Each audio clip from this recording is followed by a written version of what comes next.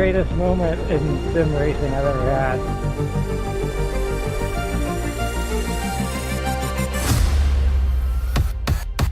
Ty Higginbottom is your 5th annual GTR 250 champion. The 17 will win 2 weeks in a row. Rookie Jordan Kalinian, first career win in the NASCAR Series. Jared Ireland well on his way to the checkered flag. Adam Wilson victorious at Dover. Andy Hurdle first career win in the NASCAR Series. C.D. Mangrum to the checkered flag wins the Kyle's Fried Chicken and Barbecue 175. This win is going to punch his ticket to the 5th annual Earl Ross Cup Playoffs. Charlie Sears wins at Monza.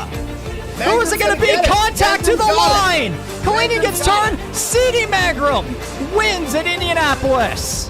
What a finish!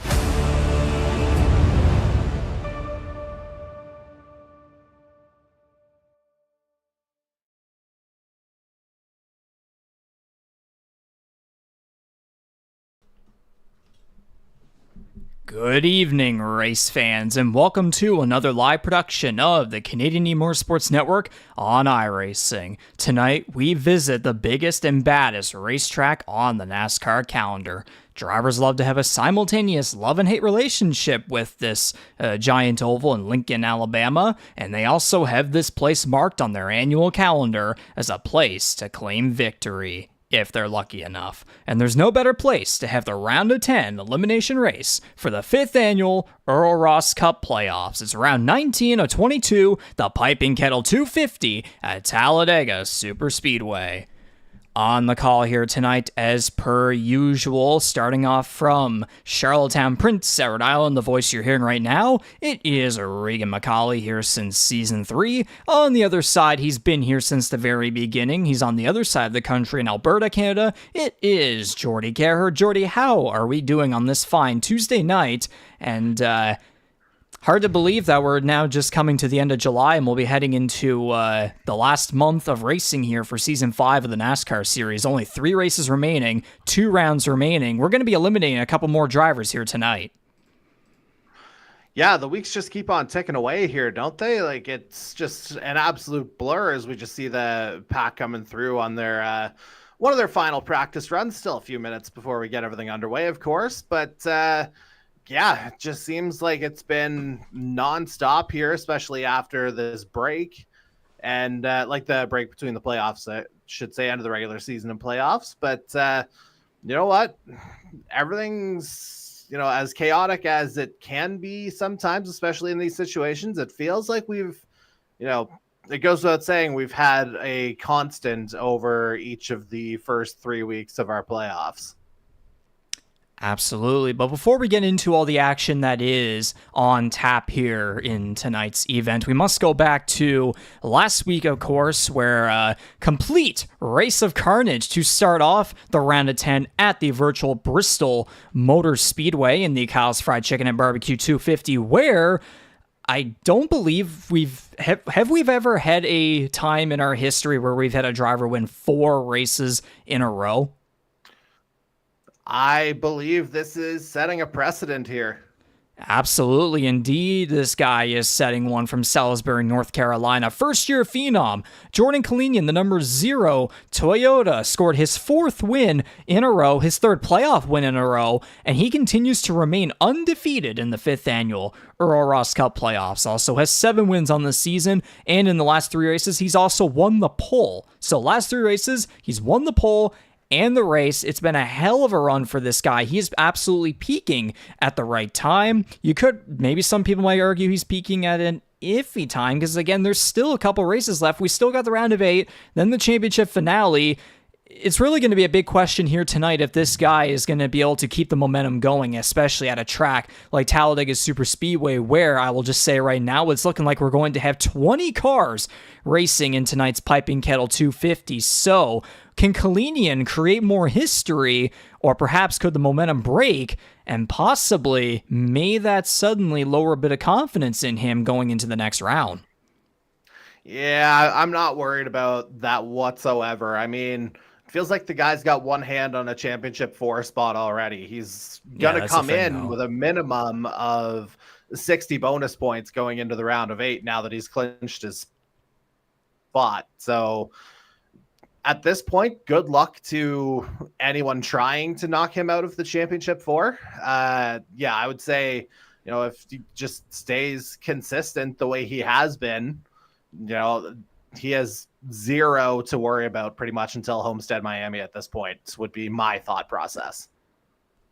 Absolutely. I mean, yes, he is obviously locked into the round of 8, but again, anything is possible there. Anything could mess with somebody's mindset, especially a track like Talladega Superspeedway. But again, we'll have to wait and see on that. And remember, too, Kalinian does have a Superspeedway win. Technically speaking, he did win the Atlanta Clash before Season 5, and then he went to Daytona and didn't have as much great luck there, but he hopes to turn things around here in the second and final Superspeedway race of Season 5 at Talladega. Kalinian also winning both stages, Ty Higginbottom finishing in the runner-up position. He and Justin Belmonte both came up just short of catching up to Kalinian in the closing laps, and it looked like lap traffic was going to kill Kalinian. But once Kalinian got past lap traffic, then the lap traffic kept the 97 and the 6 back, which led to Kalinian being able to sail away with the wins. So there were a couple close calls there in the Kyle's Fried Chicken and Barbecue 250. And you see it here, Jordy, 6 cars finishing on the lead lap. For God's sakes, the guy finishing in 6th. He finished the race damaged. I mean, Tom Janikowski, Trevor Binns with a solid run there, 9th. Tom Janikowski with a top 10. Jason Butler scoring his first top 10 finish since some race back in Season 4. And then you look at all the drivers from 11th on down. Holy moly. If you go back and watch the replay of last week, get comfortable, I think, would be my first 2 words, because it took a little while. But a lot of stuff went down last week, and it was interesting from a lot of different angles, but you know what?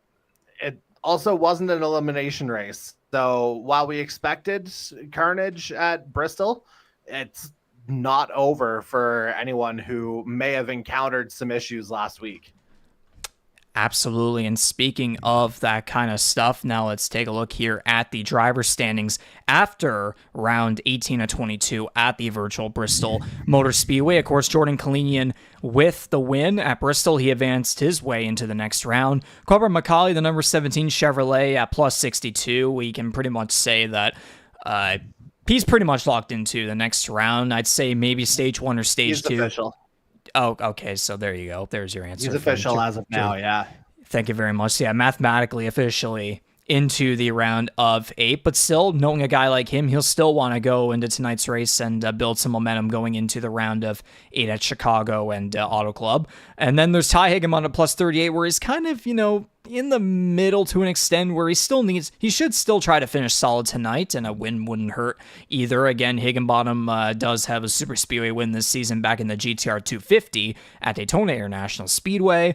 But then from 4th on down, it gets really interesting, because you got plus 23, you got plus 20, plus 12, 12, 9. Andy Hurdle and Darcy Ford in that 8th position are separated by 9 points. Charlie Sears at minus 11 in 10. So far from out. If any of those drivers around that in that bubble there, around the cut line, run into trouble here tonight, like a single DNF could easily kill any of these guys' chances of moving forward and still having a shot at the Earl Ross Cup.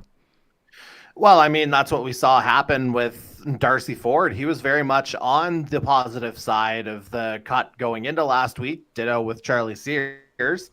And they both encountered a lot of issues, as honestly, every playoff driver not named Jordan Kalinian pretty much did in some form.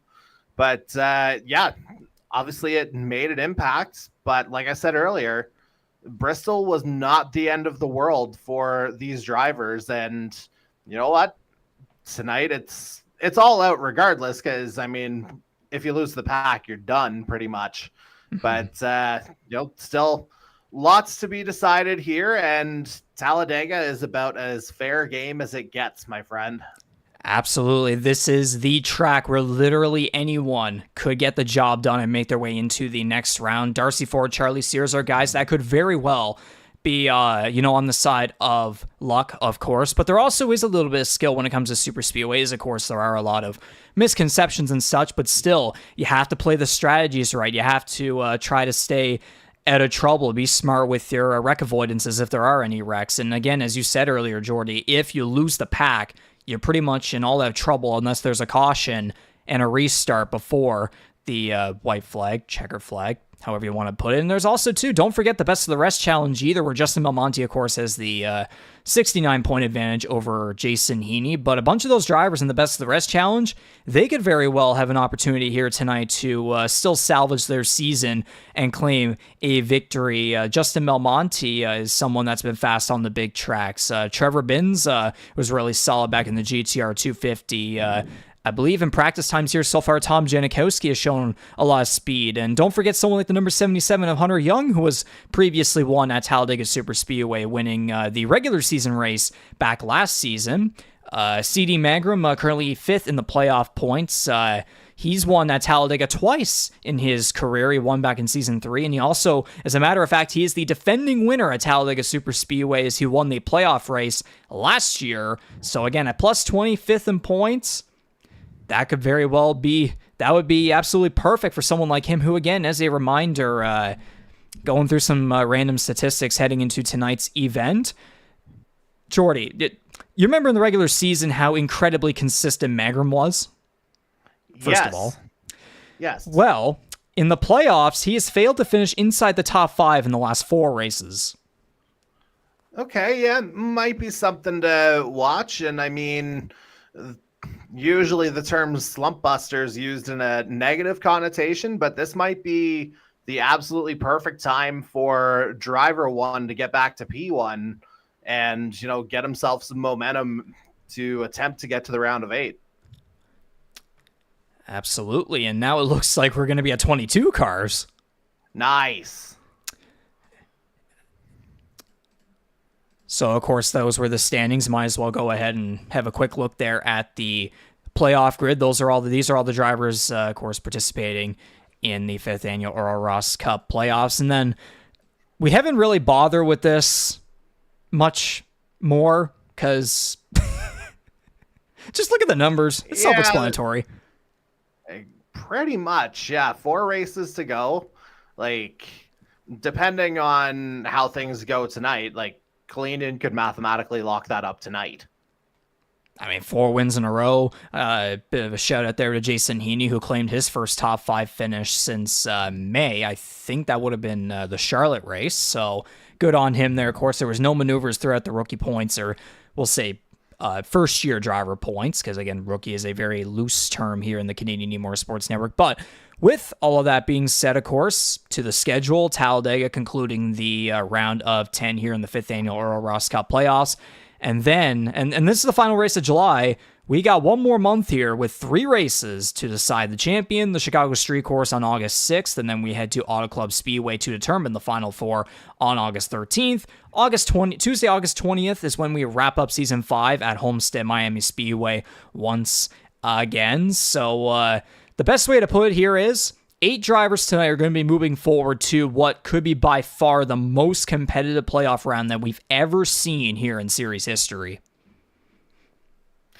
Yeah, and I think that's just, you know, amplified by, you know, the pivot from a few years back to just the 2 races in each playoff round instead of 3. So that margin for error just got tighter and tighter. And again, you got a debuting track next week.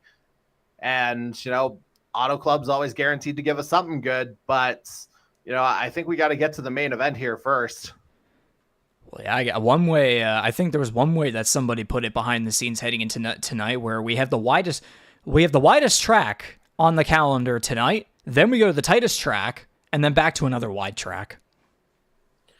Yeah, and with tonight being an eliminator, yeah, it's a wide track, but I think you're going to see patience be pretty short.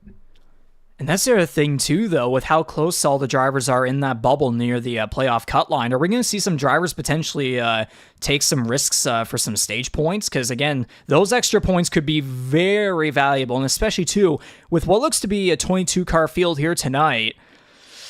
You're going to have to play the strategies right. You're going to have to play the drafting correctly. You're going to have to make sure you stick with the main pack. Like, don't be surprised if there could be some risks taken. Yeah, I think you have to explore every option here. Like you say, a little bit bigger field than we've had in the last couple of weeks. But the other thing, the stage points, they're insulation for what seems to be an inevitable big wreck in the final laps. So if that happens and you get caught up and you haven't done anything in the stages, that could very well be bye-bye to your Earl Ross Cup chances. And geesh, I think every number I keep saying keeps getting added up. I think we're at 23 now. Okay. And the other thing that does is obviously if there are issues like, fewer points available at the bottom of the field, so tougher to claw that back if something happens. Absolutely. So just for some little brief information about the Talladega Superspeedway, of course, in its 5th year of operation here in the Canadian eMotorsports Network NASCAR Series. This is the 3rd race at the track within the iRacing era. We hosted 2 races here in Season 4, as I was talking about earlier, with a regular season race and a playoff race. Of course, longest, largest, biggest, baddest track on the NASCAR calendar. Opened in 1969. It's hosted annual NASCAR Cup Series racing ever since. Tri-oval superspeedway with 33 degrees of banking in the corners, 16.5 in the tri-oval, 2 on the straightaways. The start-finish line, by the way, good timing right there. The start-finish line is not in the middle of the tri-oval, it's a couple feet down. Hey, why not throw another extra wrinkle into a night where, there's so much at stake already? Indeed so, and of course, being a wide track here, it can fit up to 4 lanes sometimes. Usually it stays around 3. We'll see if 23 cars are able to maybe try to do some 3x3 racing. I have no idea if that's going to be even possible. We might have to be very patient until either the end of each stage or just the end of the whole race in general, depending on how many cars are actually left.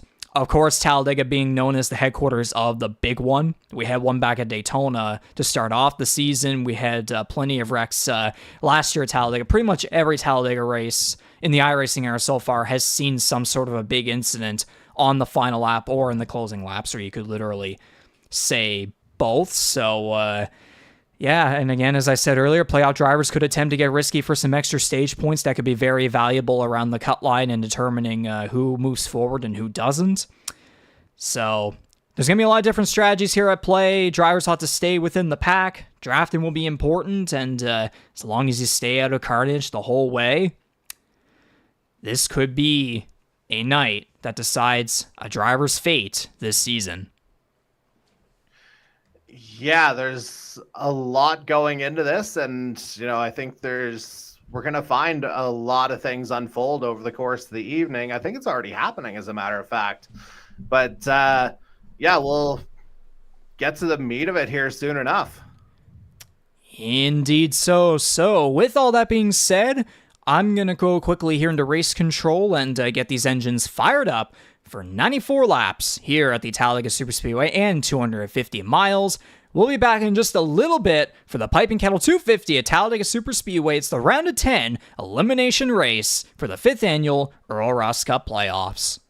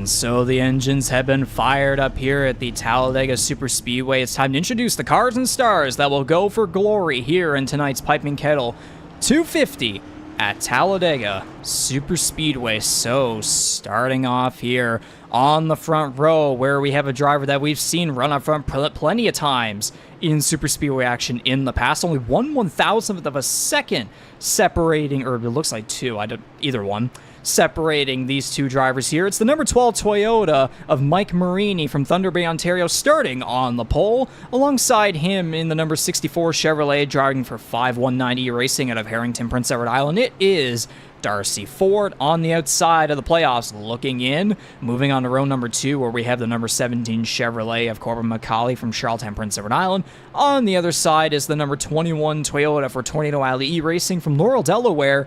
It is Adam Wilson starting 4th. All right, rounding out the top 5, we head to Dayton, Ohio, where we find the number 7 519E Racing Chevy of Andy Hurdle starting 5th. He is currently on the bubble in the playoff picture. And a returning face to the series here in the form of the number 31 of Will Kern out of, help me out with the town in New York. He's starting 6th. Dansville. Thank you. As we move on to row 4, and hey, it's all Jason's here. Jason Butler starting in 7th in the 519E Racing Chevy out of London, Ontario, and he's been known to be fast on super speedways, a couple of Daytona poles in the past. And then we move on to the Koopas Racing number 9 Toyota of Jason Heaney out of Altoona, Wisconsin. He will start in 8th.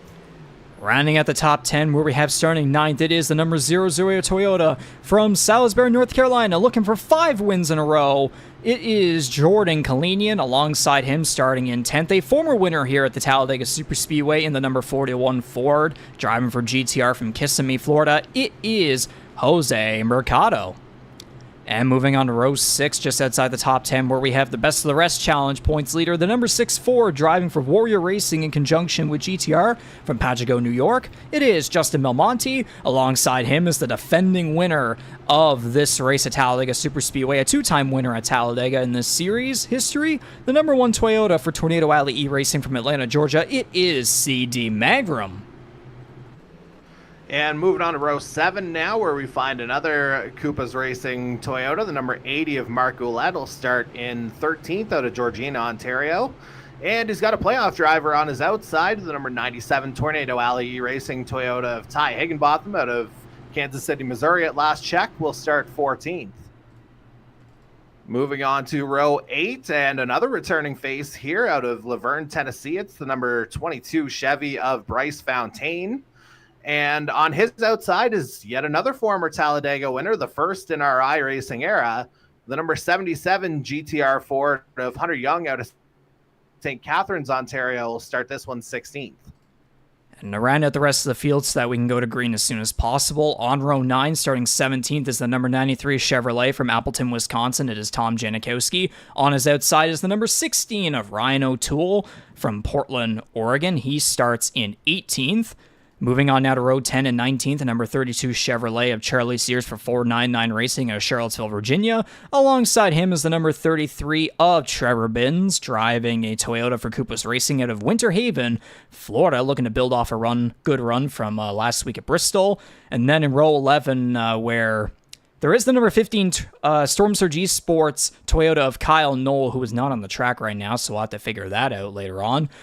But then to round it all out, where we have the number 4 Chevrolet of Mason Tomlinson out of Eudora, Kansas. He starts in 22nd.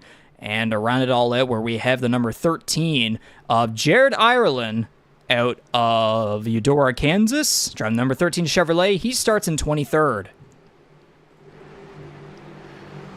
All right. Big field, big moves. Let's see who's got what it takes here, Reegs. Indeed, it is the round of 10 elimination race, the Piping Kettle 250 at Talladega Superspeedway. 8 drivers are moving on, 2 drivers are going home. Green flag in the air. And Marini by himself gets a bit of a jump, maybe a little bit slow off of that high line was Darcy Ford. But we'll see what kind of dividends maybe that pays him a little bit later on, as it looks like he may have... Marini went to the high line, actually, releasing McCauley.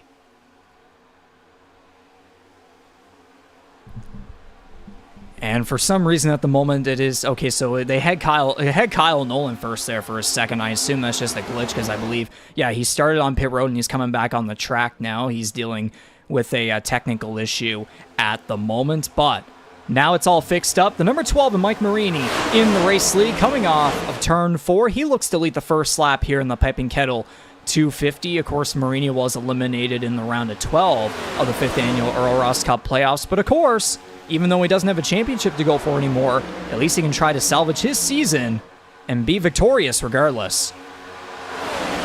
Absolutely. I mean, Mike Marini's start here is one thing.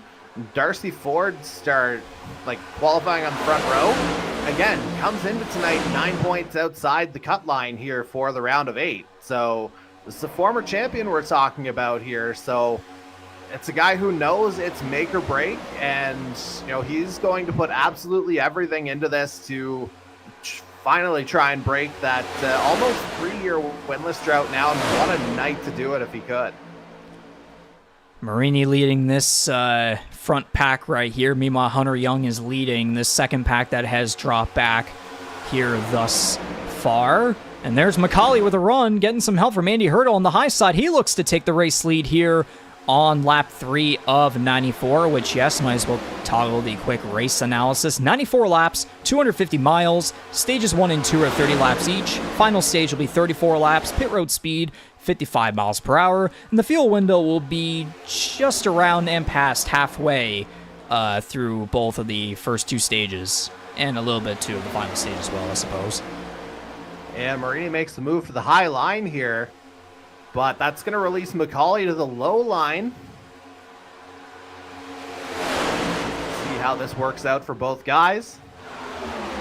Side by side for the race lead. The 17 goes to the inside. He was originally on the high side being pushed by Hurdle. Now it's Marini.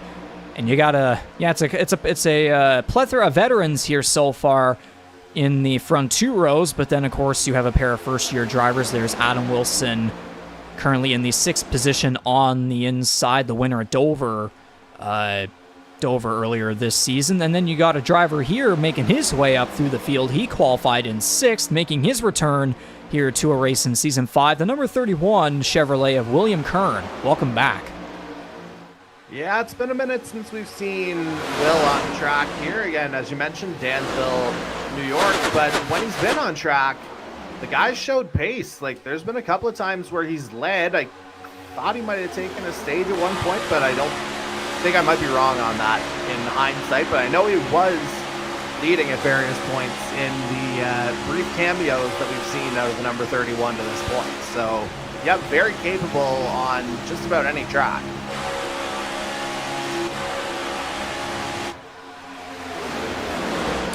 It's Andy Hurdle now in the race lead. We've got multiple lead changes here early on in the first 4.5 laps of the Piping Kettle 250. It's single file now for the top 5. Meanwhile, in this second pack back here, relatively single file as well. Charlie Sears has pulled out of this inside line train. It looks like he's going to fall back as a result. Yeah, Sears is going to have to get to that lead pack here sooner rather than later. But of course, the thing about these super speedways is once you're in that secondary pack and you try to make the move, just as easy to find yourself in no man's land and getting swallowed up just like that. So there can be a whole lot of hurry up and wait if you're not careful.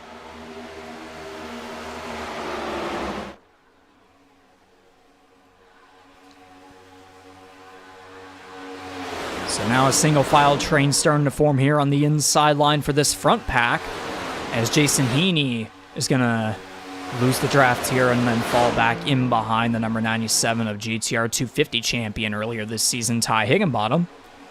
And so things have started to relax here in this first stage. Of course,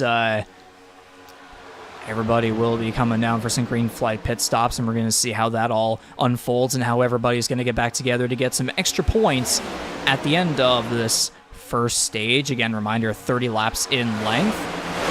Jordan Kalinian being aggressive here, trying to move up a couple spots and find a hole on the inside, but it looks like not enough opening for him. He's going to fall back in behind Heaney for 13th by the looks of it. Yeah, there's only so much that raw speed does for you on a track like Talladega, where the draft is just that much more pronounced. And as you say, he finds himself at the tail end of the pack, but he is a guy with absolutely zero to worry about right now.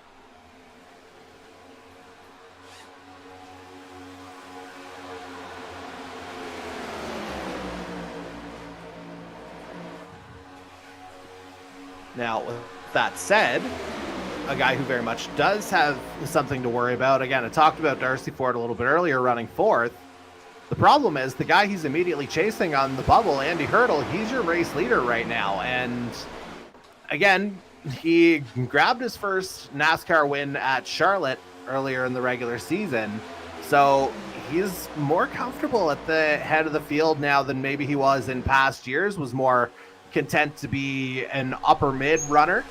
But you know what? Now that he's gotten that taste of winning and that taste of being at the head of the field, he's feeling a little more comfortable. And, you know, if he's able to work with a couple of guys around him, maybe save a little bit of fuel if he wants to try and extend this run. Fuel, we're talking 15 to 20 laps realistically.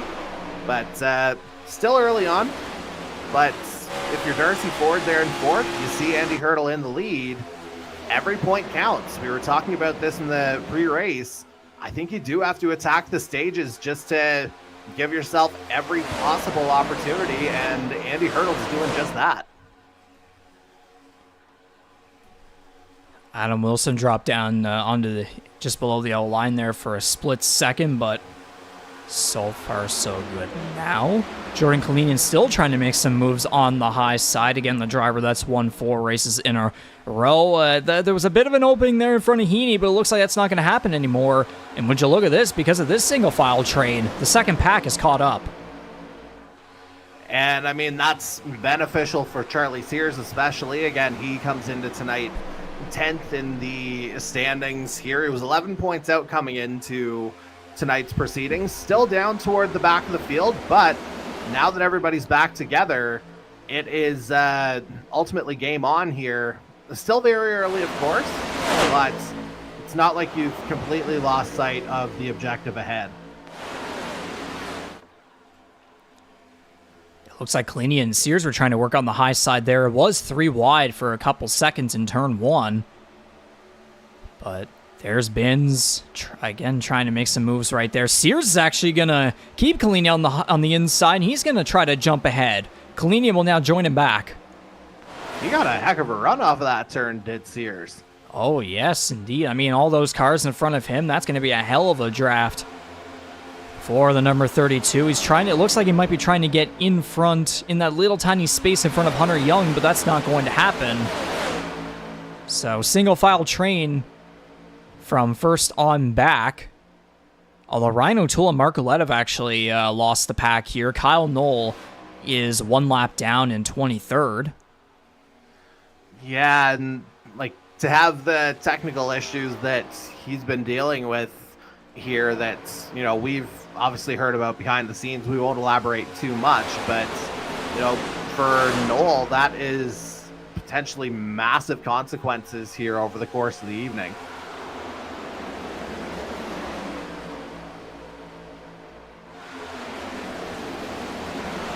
Sears and Kalinian are starting to make a couple of strides there on the high side. Trevor Binns is going to follow in behind them. But again, though, that's 3 cars versus, what, 15 maybe? I was going to say almost the rest, because yeah, basically we have the 3 who lost the draft here. And so, yeah, 16, 17 cars.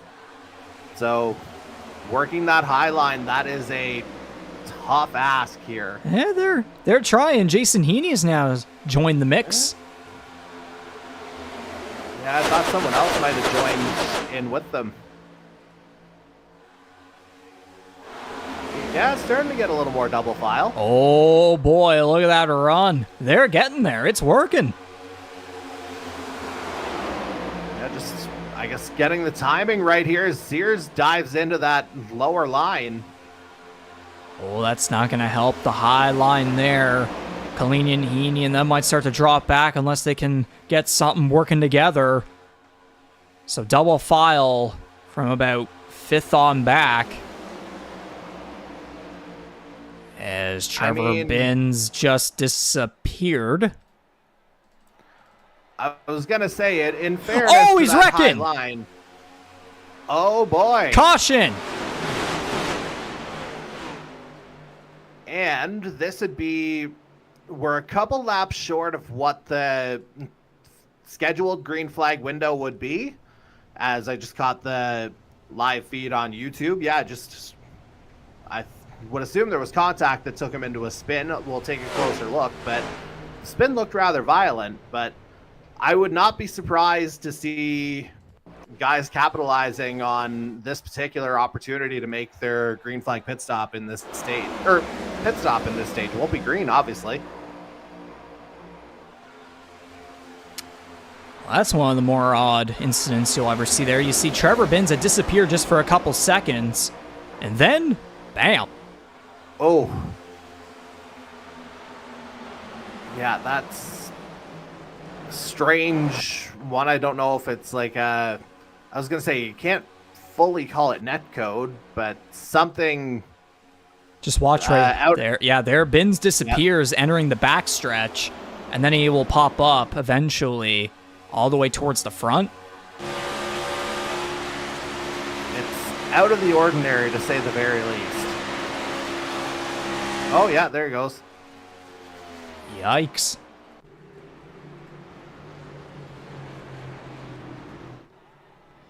And because of that, we're pretty much around the time where cars would have been starting to come down for green flag pit stops, where instead we're going to have everybody come down under the caution flag. So that's certainly going to make things interesting, as everybody is going to now be packed up for the ending of stage 1. Yeah, I mean, timing's just about right, honestly.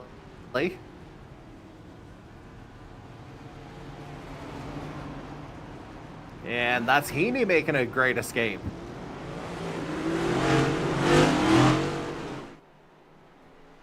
How about that? Yeah, a little bit of a shuffle in the order here.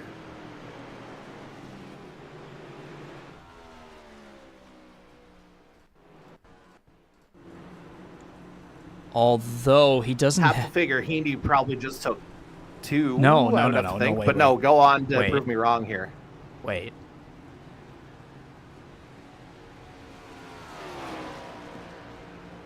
Huh? Oh. Did he miss his box, or did he decide to make a last-minute decision? So he started at 8th. So I'd be curious to go back, because it looks like he went right into, like, he did go into the box. Then he just dipped. Yeah, that is a strange situation, to say the very least. Because let's see. Like, I'm looking back at the YouTube stream here. Yeah, it comes in behind Hurdle, who would have started in 5th. Yeah, I think he might have just missed it. So we'll see if he comes back down pit road this time around. But again, you could argue it's a good thing, because again, it's under caution and everybody's going to be packed up anyways, and he'll have plenty of time to try to draft his way up to the front. So if this had happened under the green flag, that would have been catastrophic for the first stage. Yeah, and there he goes.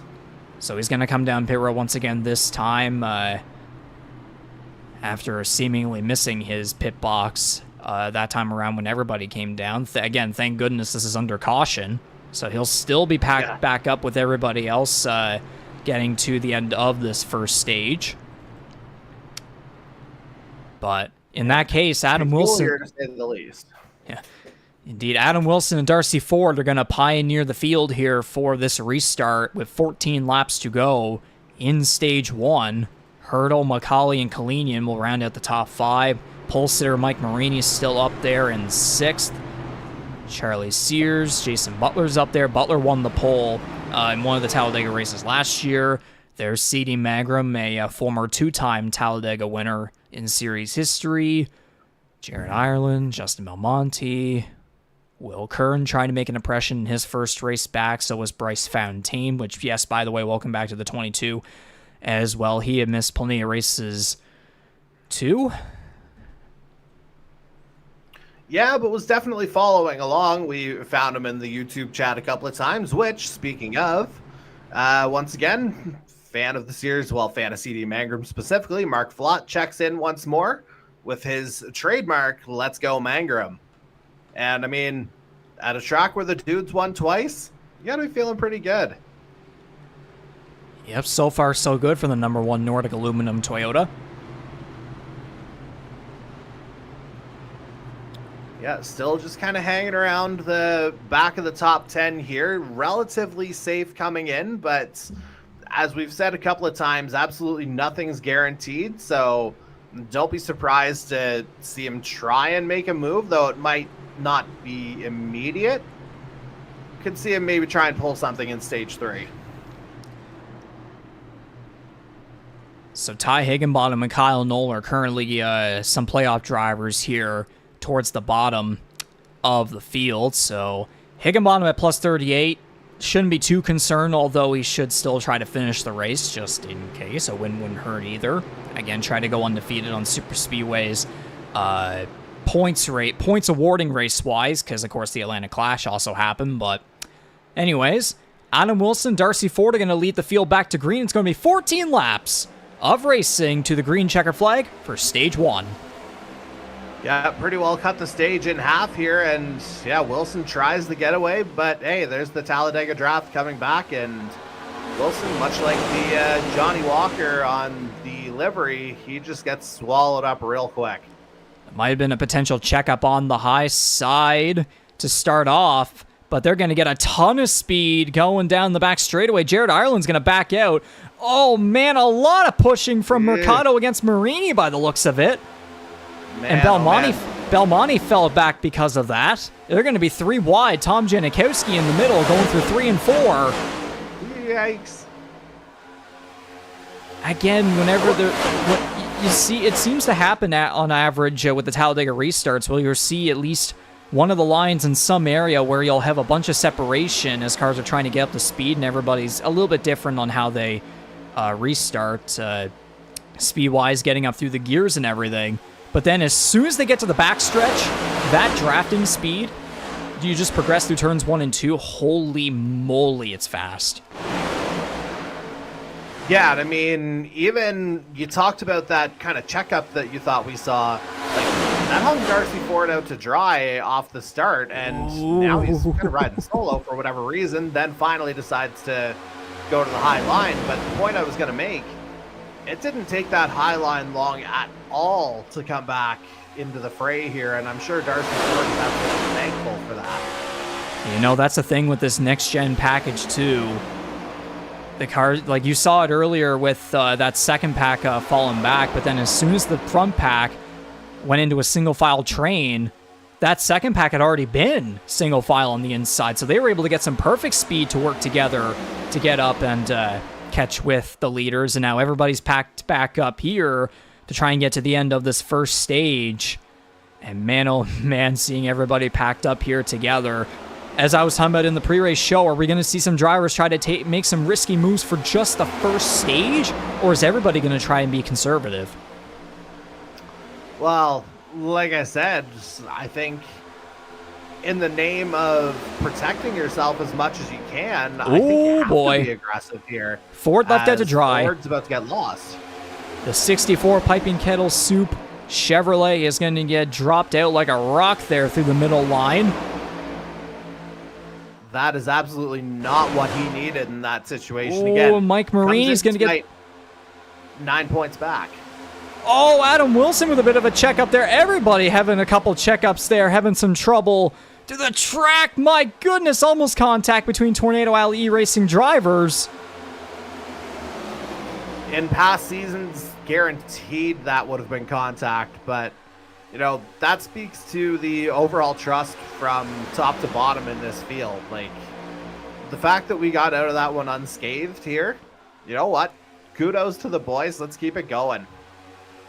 Absolutely. Wilson, Mangrum are going to try to rebound from that near close call there and try to help everybody behind them catch up back up to the leaders, as you got Andy Hurdle, the Charlotte Motor Speedway winner, leading the way over 7-time winner this season, Jordan Kalinian. Then you got Corbin McCauley right in behind them. Bryce Fontaine looking to, as I said earlier, try to impress in his return to racing action, at least on the track. Of course, as you were talking about, off the track, he was still interacting with us in our broadcast chats. As McCauley went to the high side, Hurdle went to block, 17 goes down low. Oh man, Kalinian got loose there off of Sears. As I was talking about earlier, with this next-gen package, they can draft back up pretty quickly. Ford is going to leave Fontaine out to dry. And yeah, Ford being back here already after we thought he was dropped. Let's go. Like, absolutely nothing's guaranteed here. And you saw that block that Hurdle was throwing on McCauley, but the 17, very quick response to get down to that lower line. And now Hurdle's ahead of him, but still, like, great job there from everybody involved. And this is an absolutely risky situation for guys like Andy Hurdle, Darcy Ford, and Charlie Sears to be in right now. Those three are between 8th and 10th currently in the playoff standings. So if anything happens here, oh boy. Hey, yeah, if anything happens, you're absolutely right. But those are three guys who need to make something happen. Oh my gosh. So, as risky as it is, you have to make the push. Like, you don't have a choice. Oh, there we go! There's Ford's involved. Huge crash in the tri-oval. Most of the pack involved in that one. A lot of playoff drivers involved. Oh, man. We figured this might happen in stage 3. Having this happen in stage 1 sucks. It was like a ticking time bomb all the way from when they went green flag racing once again. Darcy Ford hitting the outside wall again there. His front end completely gone. Ty Higginbottom also involved. So was Adam Wilson. He's without a front end. Jose Mercado, I think, may have been collected as well. Kyle Knoll, we'll have to wait and see when we get back to the replay. But man, oh man, that's going to change everything. Yeah. It could or it might not. We'll have to get a very close look as to what exactly happened here. Figure out who all the casualties are. So we'll start from there.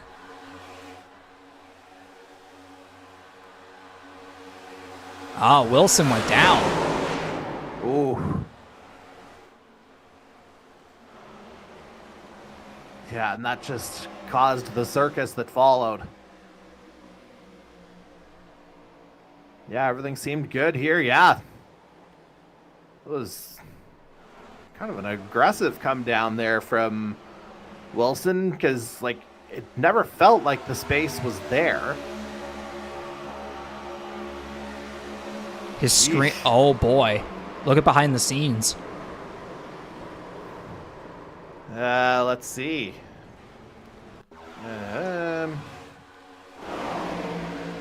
Oh man, yeah, we've seen this happen before with, if you recall, Mason Tomlinson at Sonoma, same issue where the screen may have gone black, and yeah, that just worst possible time for that. Because, like, over the course of the season, Adam Wilson hasn't really been involved in anything overly dramatic, and he's proven to be, you know, a solid driver, so very out of character.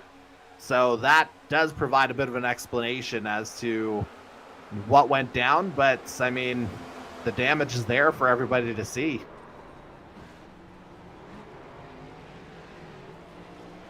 And would you look at this? Riding on board here with the 15 of Kyle Knoll. Yeah.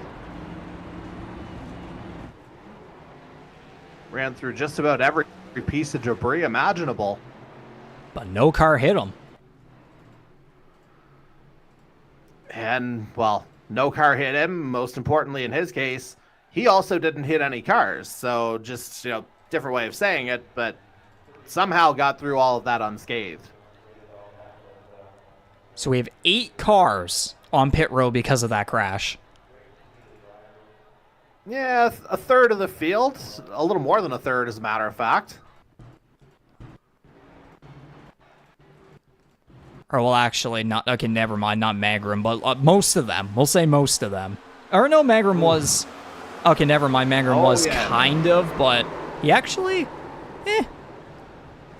He might be... He fared out better than a lot of other drivers. We'll put it that way. By comparison, yes, absolutely. He got out very lucky by comparison. Mike Marini exits his pit box. Darcy Ford's still in it. Bryce Fontaine has exited pit road. There's Ryan O'Toole. Jose Mercado. There's Ford making his way out of his box. So, surprisingly, looks as though most drivers are still able to keep going with some damage, but this might not be good, though, for the 21. So Adam Wilson comes in tonight with a gap of 23 points in relation to the cut line. 23rd place, if that's where he was to wind up finishing. Obviously, a lot of things will happen between now and the checkered flag. But 23rd would pay out 14 points. I don't think that would be considered safe.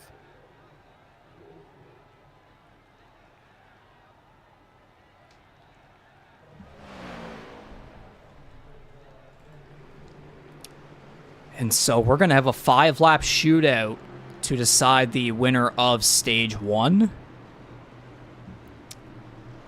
And by the looks of it, we at the moment have 15 cars up here in the pack, but we still have Marini, Mercado, O'Toole to catch up. Fontaine looks like he's back in his box.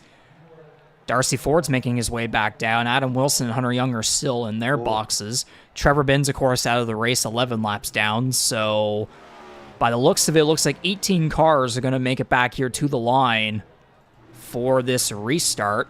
And for playoff drivers remaining on the track, that would be, well, Kalinian, I guess we can kind of take out at the moment because he's already into the next round, so we can take out McCauley as well. So that'd be 1 Sears, 2 Hurdle, 3 Knoll, 4 Higginbottom, 5 Magrum. There's 6 Mercado, 7 Marini just caught up. But Darcy Ford and Adam Wilson are still on pit road, and it looks like Ford might be just taking tires here and maybe a couple more damage repairs. That's the thing for Wilson and Ford, though. Like, you have to spend the time to get your car into the right shape here, or as close to as you can, and still be competitive. But let's see how things shake out now. So green flag, 5 laps to decide who will get stage points here in the Piping Kettle 250 at Talladega Superspeedway. Yeah, and you mentioned the behind-the-scenes chatter. Adam Wilson confirmed the black screen himself in the YouTube chat as well. So very unfortunate circumstances there for the 21. And yeah, we'll see how the rest of the evening develops there.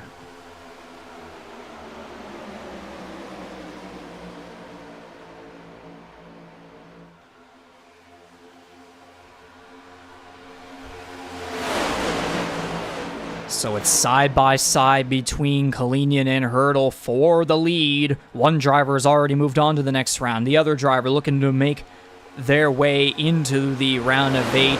Hopefully with a win. Maybe try to get in on points. At the moment, Hurdle is above the cut line. 9 points ahead of Darcy Ford, which is absolutely huge with the 64 still in his pit box. Now single file for the top 3. Charlie Sears, 11 points below the cut line. He's looking to make his way into the next round somehow. McCauley's going to go with him to the high side. Hurdle goes to block. Sears to the inside. Man, oh man. Quick reactions there. Almost like he's back to his IndyCar Pro days with those reflexes there. Was the 32. How about this? Tom Janikowski and Jason Butler looking to surprise up at the front. Kyle Knoll, even with his technical issues behind the scenes, is running well up here. Man, oh man. From where he was at the start of the night to now, my God, like, we've seen, black cats and other unfortunate things befall people on this particular racetrack. I think Kyle Knoll might have a rabbit's foot in his rig here.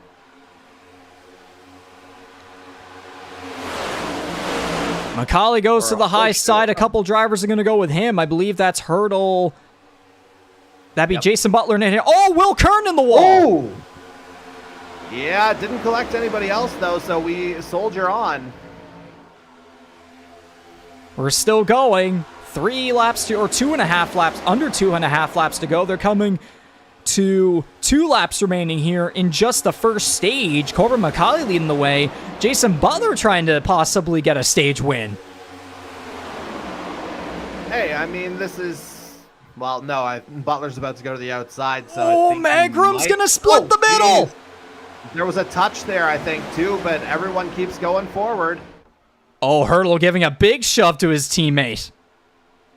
Oh. Well, just self-preservation there for Andy Hurdle as much as anything else. Just trying to get a bit of a bump draft from Jason Butler, trying to get himself up toward the head of the field. This is defending that spot on the bubble here for the 7.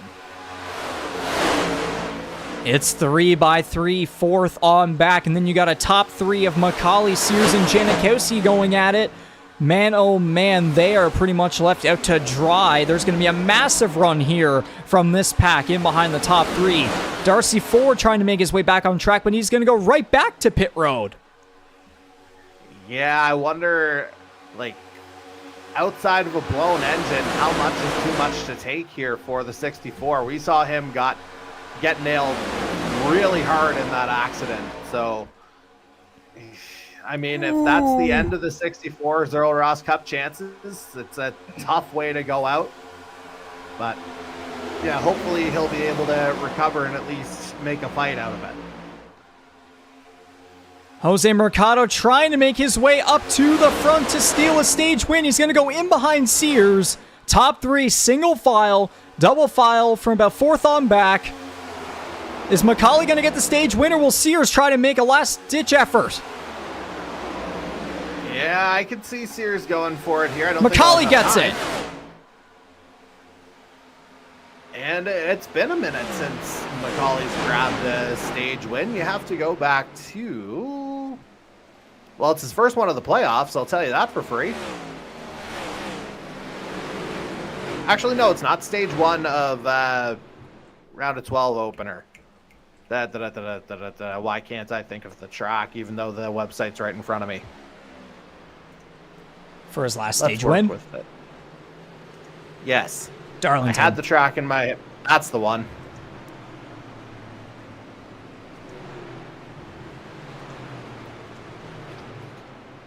All right, so... A little bit of a crazy summary is in order here, I guess, eh? Something like that.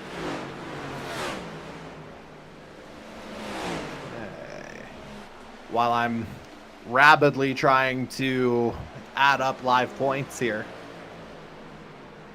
And might as well get a replay here of some sort to see if I can maybe get some stage results based on what we saw there at the finish. So the 17 got first, Sears got second, Mercado got third. It looks as though Hurdle barely, or no. Oh, that's going to be too hard to tell.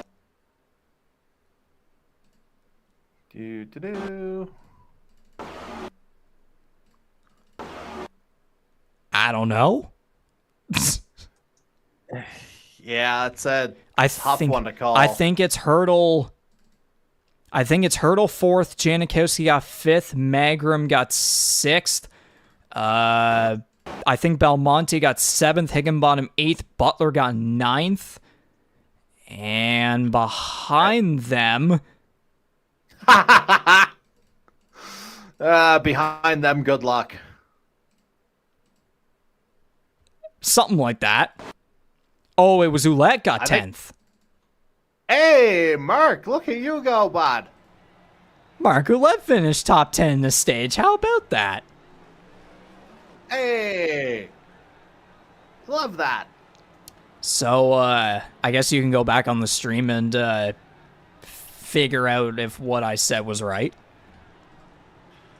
I very much can do that. And like, I was obviously watching as you were doing that. So I think you nailed it down as well as you could have. So yeah, unofficial numbers is what we'll go with, obviously. And yeah, those unofficial numbers, they tell a semi-compelling story here. Because obviously you have Jordan Kalinian and Corbin McCauley both having advanced. Ty Higginbotham's gap is now plus 34 after the unofficial 8th in stage 1 here. CD Mangrum grabbing 5 points. He's plus 18 to the cut. Adam Wilson, despite the issues that he's had, plus 16 to the cut. That number might drop, though, as the evening progresses. We'll have to see if he's able to get fixed up. Jose Mercado with a nice finish. He moves up to 6th. He's plus 13 to the good now. Hurdle, we weren't sure if he was 4th or 5th. We've got him 4th right now, which would put him plus 9 to the good. The bubble is now 5 points with Kyle Knoll as the guy on the bubble. Charlie Sears 5 points back. Darcy Ford, with everything he encountered in that big wreck, he is 12 points back as we run live. Yeesh. Yep, so that could well spell the end of the 64's chances. But, you know, there's still a lot that could happen. Again, Sears is outside right now. Knoll, I thought he was in position to grab some points, but wound up not doing so. But we know that he's had some technical compromises here tonight. Obviously, Adam Wilson caught up in an issue as well. At plus 16, Adam Wilson is not safe. So I have no idea of who the true drivers are that are going to be eliminated. I really don't. Well, of course, that is going to shape up as the rest of this race goes on. But this is going back to the stage 1 finish. Some 3-wide action. Higginbottom given some aggressive shoves here to Kern. He and Heaney almost go sideways to the start-finish line, but some incredible saves to the start-finish line. Unfortunately, that's a couple stage points lost in that 3-wide photo finish for the 10th and final stage position. But yeah, thank goodness they were able to get the steering wheel straight, and all 4 tires are still on the track. Yeah, Hagee went a little LMFAO there. Wiggle, wiggle, wiggle, wiggle, wiggle. Yeah. And the was grabbing a couple of stage points. Darcy if we Ford. Get copyrighted for that, I'm sorry. Darcy Ford back on the track. He has a front end once again. He's 6 laps down, though. 18 cars are left on the lead lap. Bryce Fontaine is still in his box at 8 laps down. Hunter Young and Adam Wilson are all still in their pit boxes. So, remind me again where the 21 is right now? Plus 16 to the good. So let's say theoretically he were to not race anymore. Would that be catastrophic? Most likely, yeah. Because as I mentioned, if he was to be classified 23rd, that would pay out 14 points only. Okay, so 15 points then. But I'm thinking, like, if he stays in and whoever's behind him... Oh, Binns is out. Okay, so 22nd, 15 points. Yeah, that's going to be dicey at best. But knowing that Darcy Ford's back there as well, that could provide him a bit of insulation here. But, you know, to finish first you got to finish, right? That's why Darcy Ford's back on track right now. And that's why we're about to see some more calamity here on the restart. Oh, and there's Bryce Fontaine coming off of pit road as the pack behind him is going to take the green. Insert Kevin LePage PTSD. Oh boy! No, we're not. Wow, we're not encouraging that. Is Kyle? Or no, sorry, that was. Geez, my eyes were deceiving me there. That's CD Mangrum that got very loose there in the middle line through turns 1 and 2, but he keeps it going straight. But he has fallen back to 12th. Fountain is going to try to rejoin the pack despite being 9 laps down. It's currently Jose Mercado in the race lead, getting a push from the best of the rest challenge points leader, Justin Belmonte. Whoa, a really good run on the inside. That's going to give the lead back to the number 17, with Charlie Sears following in behind. Yeah, and Sears will be content to follow here. Just, guys, for the love of God, stay safe here to open up stage 2. Like, how many times have we said, like, you can't win the race on the first lap, you can sure as hell lose it. And that applies to, obviously, stage openings as well. And what I was going to say about some of these drivers like Darcy Ford and Adam Wilson and such, like there's Charlie Sears in there, Andy Hurdle, like drivers that are right there on the brink, and yet we just began stage 2 here at Talladega. For, let's say Adam Wilson's not able to race anymore. Let's say Darcy Ford ends up completely dropping out towards the end of the race. If we get somebody towards the bottom there that wins their way into the next round, like Charlie Sears or Andy Hurdle, that's deep trouble for guys like Wilson or Ford or even Kyle Knoll.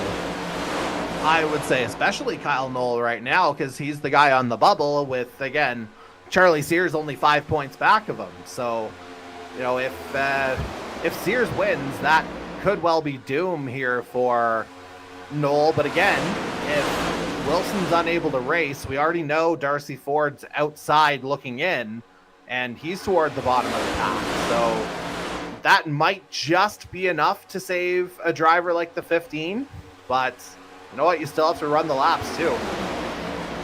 The thing is with Sears, this could very, very well, even though he's only 5 points behind, for the way this race has been going, this could very well be a night of win or out, no matter what.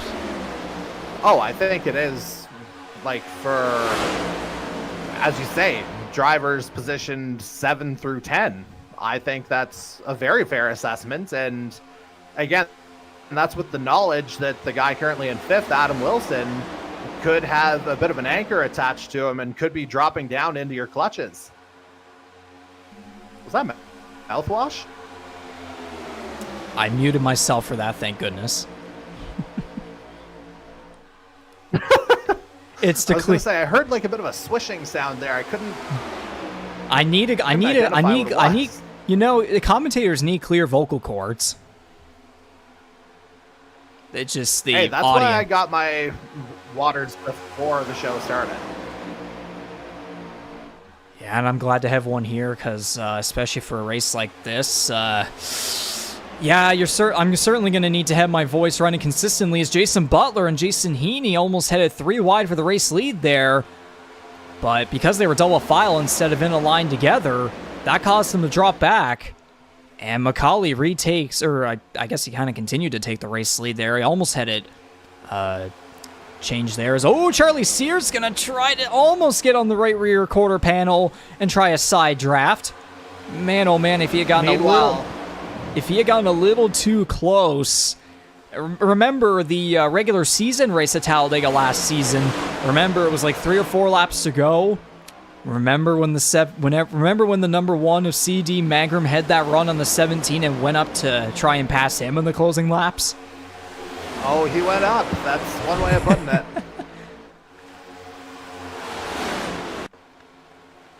What were you going to say there? Well, I think I ended my thought on he went up. Unless I'm confusing my races. It felt like it happened a few times over the course of the year. Yeah. But Talladega specifically, point applies, but yes, for other races and other tracks, yes, you are absolutely correct. But now on lap 40 here of 94, the 17 still leading the way. Charlie Sears in second. There's Darcy Ford being put 7 laps down. Now he's going to try to at least stay within the pack, but no idea if he's going to still have decent enough speed to be able to remain with the pack. I mean, kudos to him at least, though, for not quitting and still trying to finish this out and maybe still salvage some way of making it into the next round. It's not looking very good right now, but again, you never know. Again, you have to be on the track to be able to make it happen. And we've already seen one big incident here tonight. Like, it's kind of the place where the recipe's perfect for more of these to happen.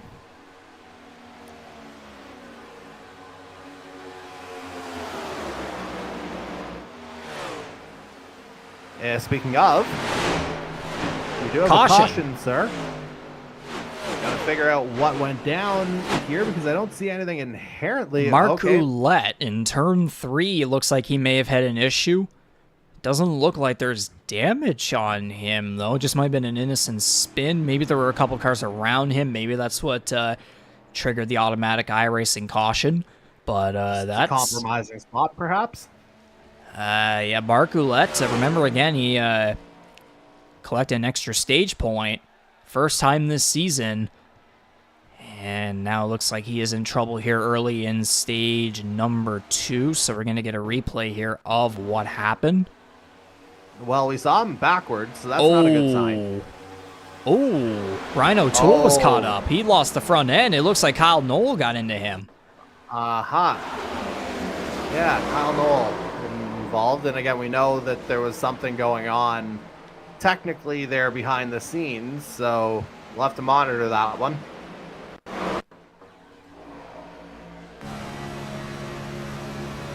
Riding on board with the 15.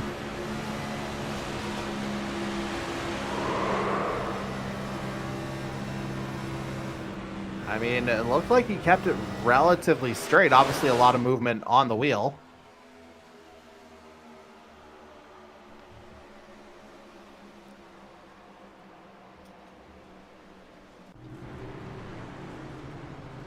But unfortunate circumstances there for the number 80 and the 16. Again, O'Toole was caught up in the that big wreck earlier in the race. On, I believe it was lap 23, if my memory serves correctly. Yeah, somewhere in that ballpark. But everybody coming down pit road to get their pit stops over with by the looks of it to try and get to the end of this second stage. Again, it's lap 42. Stage 2 comes to an end on lap 60. So by the looks of it, it looks like most drivers will more than likely be able to make it back. And you have to remember, they would have ran the first few laps of this stage technically under the stage caution as well. That too. So you're not burning quite as much. No.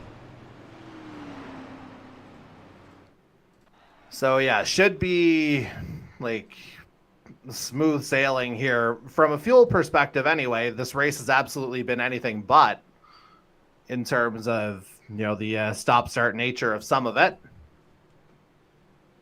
But in terms of pure fuel economy, I would think that everyone will be good until the next competition caution.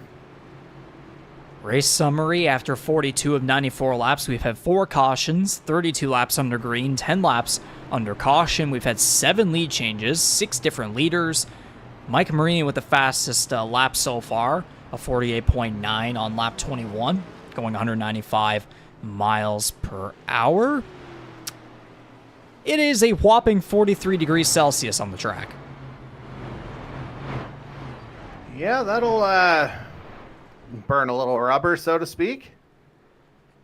And maybe it makes a little sense that a lot of these guys have been kind of loosey-goosey. Yeah, that would certainly add up. But then again, it's been very Alabama to be cold.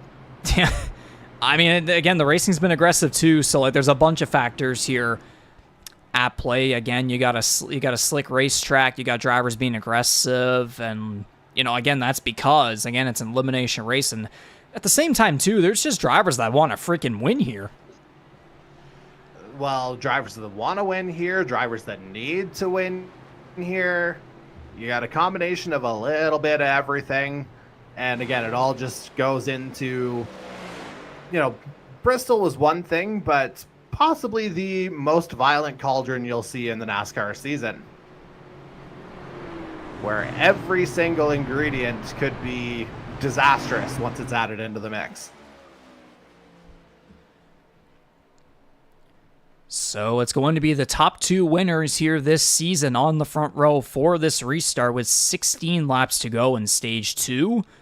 Andy Hurdle, Charlie Sears taking up row 2, and then row 3, C.D. Magram or might be Tom Janikowski actually, and then C.D. Mangrum.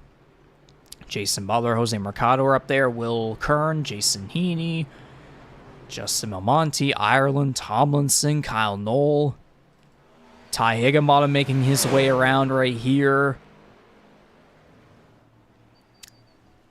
Ryan O'Toole, Mark Goulet, Mike Marini, 18 cars on the lead lap. Darcy Ford at 6 laps down. He's still in this one. Hunter Young has made his way back onto the track. Bryce Fontaine has as well. So has Adam Wilson. So everybody back on the racing surface, except obviously for the 33 of Trevor Binns, who is the one and only DNF of this race so far. So again, the 64 and the 21 are more than likely going to be praying that either a driver doesn't win, and B, the other drivers, wreck, basically. Yeah, like both of those guys are gonna need the rest of the playoff drivers to either be spread out through the field or come back to them a little bit here to have a shot.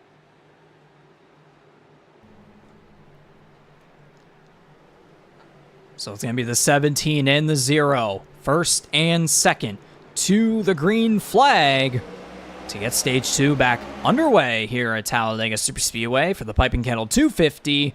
16 laps to go in the middle stage. 17 and 0 on the front row. I never would have guessed. And about that high side seems to have lost the advantage on a restart again. But again, as we've seen many times here tonight so far, that high line is really going to kick it back up anyways, because man, oh man, when you, again, leave a pack of cars or a train of cars just left out to dry in front of everybody, the cars in behind will catch up very easily, as we've seen there with Kalinian and Mangrum, Mercado and Kern following in behind. But almost second on back is going to be double file, 17. All clear on the inside. Kalinian, though, trying to get right along the 17. Coming to 15 laps to go here in stage 2. Some aggressive driving there between the 7 and the 32 in behind McCauley. Oh, man, Mangrum getting a little aggressive there, too. I thought he was either going to try to go high or go in the middle and leave Kalinian out to dry. Yeah, I mean, this is just kind of where that racing instinct takes over, right? Oh, Hurdle goes around! No, Hurdle! And if the bubble wasn't interesting enough, well. Kyle Knoll gets collected as well. There was someone else. Justin Belmonte's in the inside wall. So that's 2 playoff drivers and the best of the rest challenge points leader all in trouble here on lap 46. Well, I can tell you one thing. Whoever's toward the bottom of the round of 8, regardless of who it is, they are limping in. They are not, getting in by sheer will. They are limping into the round of 8 the way tonight's gone.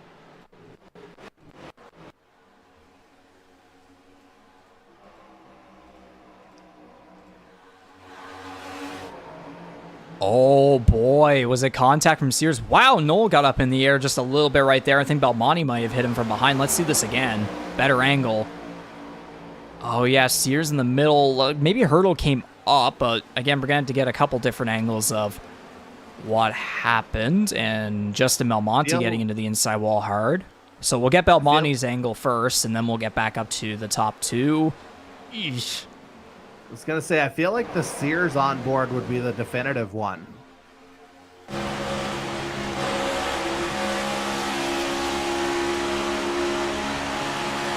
we see Hurdle. Yeah, there's Sears trying to make the move. Or just got up a little bit, and yeah, there was that touch. And then Knoll just... Yeah, Knoll would have been okay if Belmonte had not gone down into him. And it almost flipped the 15 over. Yeah, Knoll kind of collateral damage on that one.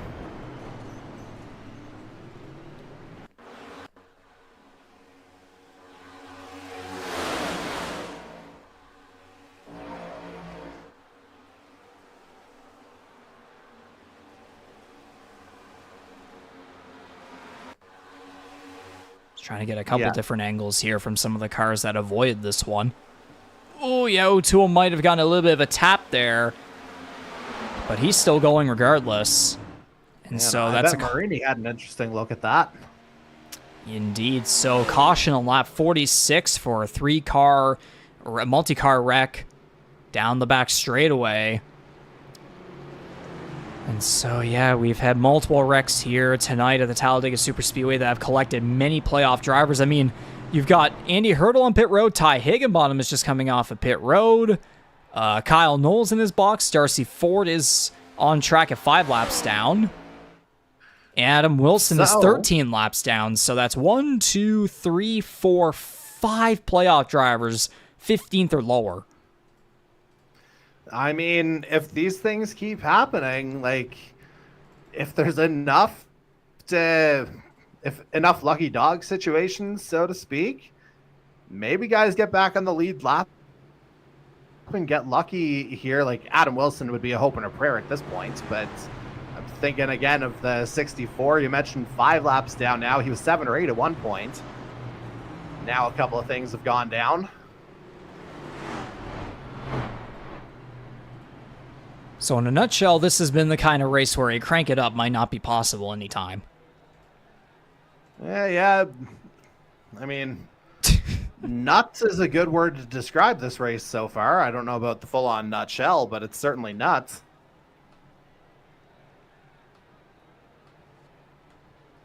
Maybe a bunch of nuts just piled all over the racing surface with how loose and aggressive this racing has been.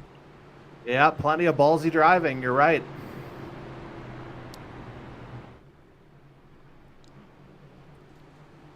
So make that 8 lead changes now. So looks like we're going to be going to green with 11 laps to go in the second stage, with Jordan Kalinian in the lead, C.D. Magrum second, Mercado third, Kern fourth. McCauley dropped back to fifth there on that last restart. Jason Butler, Tom Janikowski are still up there. Charlie Sears as well, despite what happened there with Andy Hurdle. So 15 cars now left on the lead lap. There's Higginbottom in 15th. Andy Hurdle is trying to catch back around here, coming down the tri-oval in 16th. Yeah, and again, man. What now? Do we have a potential Kyle Knoll DNF? I mean, if we do, again, that's, just makes things even that much more interesting.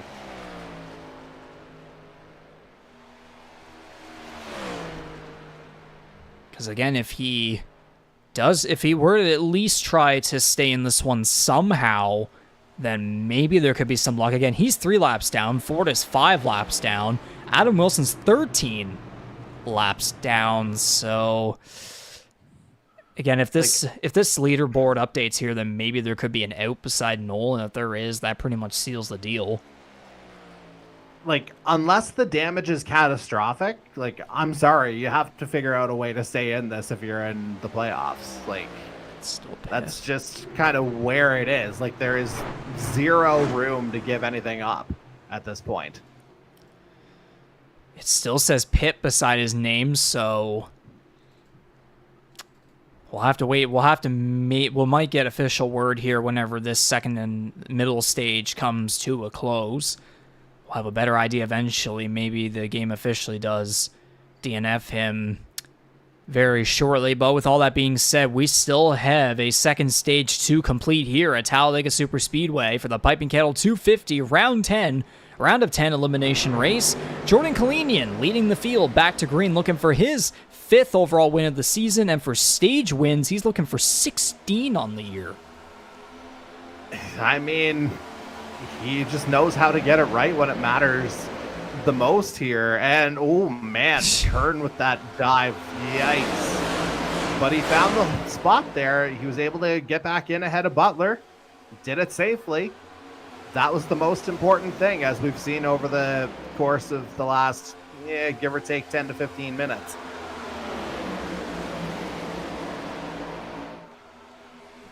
And you would think of all tracks with Kalinian heading into with a 4 race win streak and with how this is going, if he's able to pull off 5 wins in a row at Talladega, of all tracks, I probably just jinxed him, but if he's able to pull it off, man, oh man, that's going to be a storyline. So what you were saying about official updates earlier, from the YouTube chat of Kyle Knoll, over 40 minutes of required repairs. So for all intents and purposes, the 15 is done. So that pretty much seals the deal for his eligibility to contend for the 5th annual Earl Ross Cup Playoffs moving forward. So that does it. That's the thing. Like, anything is possible here tonight, I think. So, like, yeah, he's on the bubble right now, but you know what? Everyone seems to be falling around him too. Again, there might be still a pathway for him to limp in. That certainly doesn't help, the big old black puff. Spawns back on the track, and then that happens. So, big yikes there. But yeah, again, as you said, still anything could happen. It's not official just yet, but pretty much theoretically speaking, we might be at the point now where we're pretty much, right now, we're going to be settling on one more driver being eliminated. But again, still gotta complete this second stage, 9 laps remaining, and then we still got another probably 30 laps of hopefully green flag racing to get to the end of this thing. Yeah, there's still like a lot of, you know, different permutations and stuff like that could happen, as I thought Kalinian might have gotten a wee bit loose there. Ooh. McCauley being aggressive there. Higginbottom is going to go with him to the middle. Man, oh man. Almost 3x3x3. Boys, the Iron Bowl isn't until November. Like, there's no reason to rush that much in Alabama. Oh, Higginbottom with a wiggle. He saved it. Wow. Yeah, that was a wiggle bottom there, for lack of a better term. I'm not going to lie, I had that joke in mind earlier, but I didn't bother to say it. I thought it didn't sound right. Whoa, Ryan O'Toole just slapped the outside wall. He's going to drop back. Thank goodness he didn't come back down into traffic, but anyways. But you know what? Running a very sneaky 10th place right now, so great job with the 16. By the end of this thing, he could have a top 5 finish. Don't be surprised. I mean, you look at this thing, like, it's not quite flying V levels of crazy, but, you know, it's not far off. And I believe if my memory serves correctly, the number 17 at Corbin McCauley has never won on a super speedway in the series history. Yeah, there'd be no Daytona wins, no Talladega wins. He crashed out of both last year. And I mean, Atlanta's just a clusterfuck for everybody. That too, yes. Yeah, like, yeah, that is an odd statistic, but yeah, I think you're bang on. Yeah, again, like, no championships, no super speedway wins, and right now he's looking to try and hopefully be able to change those storylines around and maybe be able to pull off the win here tonight at Talladega, and then hopefully be able to get some redemption for last season and be able to pull something off here in Season 5. Sears and Mercado had a bit of a moment there coming off of 2. They keep it going. 5.5 laps to go here in Stage 2. It is all the number 17 of Corbin McCauley, plus also your GTR 250 at Daytona winner, Ty Higginbottom in second. Pole sitter Mike Marini in third. They're really going at it from fourth on back. And how quiet is that comeback here from Marini? Again, you said started on pole, definitely drifted further down the field. Now, again, finds himself running P3. So relatively quiet for most of the evening, despite kind of leading the first couple laps. But look at him now. It's not where you start, it's where you finish. Ooh, Jason Butler tried to make a bit of a dive down underneath Magram, and he was successful. That's going to put him into the 4th position, but still side by side with him down the back straightaway. Top 3, single file, but they could be left. They could be left out to dry right now. Yeah, I mean, this is the leaderboard we all predicted, right? Just something, not necessarily the names, just the overall chaos as we had someone go Ghostbusters. Oh, Mangrum gets turned! Oh, no! Oh, boy! Here we go again. No caution. Wait, how? He didn't. I guess everyone else avoided it. He didn't fully spin. He neck coated through a couple cars. But that's another playoff driver in trouble. Jeez. I mean, that's 2 weeks in a row now. Now, I feel like he has enough of a gap to feel like he's fine for something like that, but still, kind of nuts. Meanwhile, we got a lead change out of all that. Yep, Ty Higginbottom to the race lead because of all that, and because we are all single filed out, I think it probably would be safe, relatively safe, just to quickly check this out. Oh my God! Oh, we're gonna Sears fix the again. crap out of this. Ooh. Okay, this might this might be a good angle here. Not the first time. Eesh. Not the first time Sears and Mangrum have gotten together in a playoff race, for the record. It looked like Sears kind of kept himself there. Mangrum again had that bit of a lag or whatever there, so maybe just not expected for the 32. Just might have been a little bit too quick. As man, oh man, Higginbottom dropping out of the lead. Now look at this. McCauley and Kalinian are going to be going at it. Charlie Sears following in behind with 3 laps to go. We're coming to 2 to go here for this second stage. Yeah, Higginbotham just kind of got abandoned there on that low line for that brief second, and yeah, that dropped him down to 4th, so decent recovery from the 97. Still in it with a shot to win this stage, certainly. 2 laps to go here in the middle stage. We got 4, 5, 6, 7, 8 cars. We got an 8-car pack here going at it for the stage 2 win. Mercado, O'Toole, Hurdle, and a couple guys there have fallen back to try and maybe stay out of this carnage. Higginbottom giving a good push to the 17 down the back straightaway. They'll be coming to the white flag for stage 2. Now it's top 3 single file with a great run on the high side. Which they immediately slammed the door on the low side on Kalinian. And Kalinian's now going to try to make something happen again on the high side. Will Charlie Sears follow him again for what is like the millionth time now tonight? I mean, yeah, he's followed a lot. He's just trying to find himself in the lead when it matters the most. Ooh, Kalinian! Oh, boy. Oh, Darcy Ford, you're going to have to get the hell out of the way for this. And, I mean, he's fully aware of that as well. Oh, man, like Sears! If there's a guy with the driving sensibilities, it would be the 64. So, yeah, good job of getting out of the way of that lead pack. Kalinian's going to try something, but it looks like he's not going to have enough help from behind. Here they come off of turn 4 to the green checkered flag for stage 2. Is Sears going to try and deny McCauley of back-to-back stage wins? Kalinian goes to the high side. He's going to abandon help on the 32. That is going to help the 17 get back and win stage 2. Sweeps the stages. And Mercado and O'Toole are going to take 9th and 10th. There's the caution. So McCauley and Sears are going to get 1st and 2nd in a stage again. Yeah. And then Kalinian tried to make the run there at the end, but grabs himself 8 points instead for 3rd. Again, not that his total matters at the moment.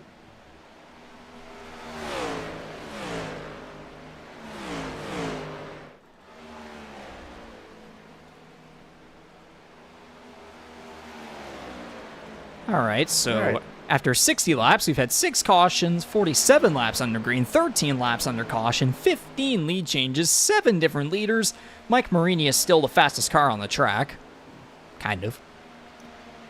Okay, so I'm going to, again, peel back onto the YouTube stream just to make sure that I have the correct order here at the end, which I believe I do. Only 5 playoff drivers in the top 10 in this particular stage. So a little less math for me to worry about on that front.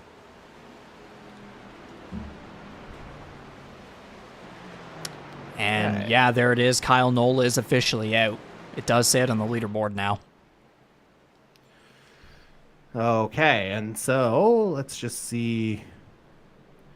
And mathematically, yeah, if he's not coming back, then yeah, he's toast because of where the bubble currently stands. Unofficially, of course. So, yeah, if we continue that updated look here, again, Jordan Kalinian, Corbin McCauley advanced. 36-point gap. Ty Higginbotham, you could say he's advanced as well. But really, 4 through 10, none of them are safe, really. Because CD Mangrum in 4th, he's only 13 to the good. Adam Wilson, his safety net's now only 11 points. Jose Mercado with 2 points there in stage 2 for 9th place finish. He's plus 10. Then you have a tie for 7th between Hurdle and Sears plus 4. It's Knoll who's minus 4. And again, we know he's out. And then you have Darcy Ford at dash 16 as they run right now.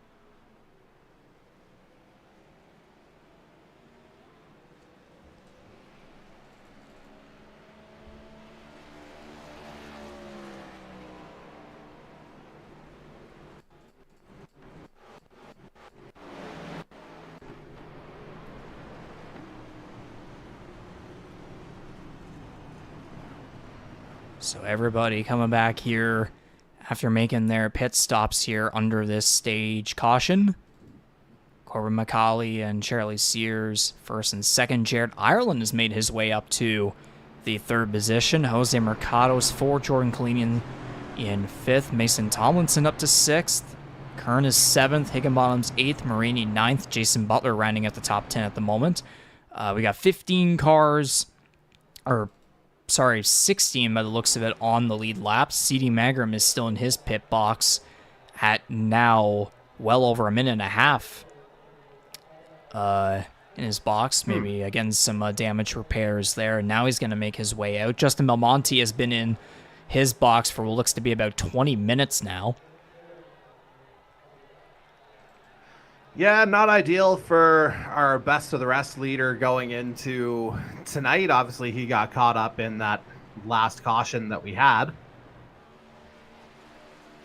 So Darcy Ford is 5 laps down in 17th. Adam Wilson is 19th at 13 laps down. Both of those drivers are still in the running for a finish, hopefully, here, unless there is carnage.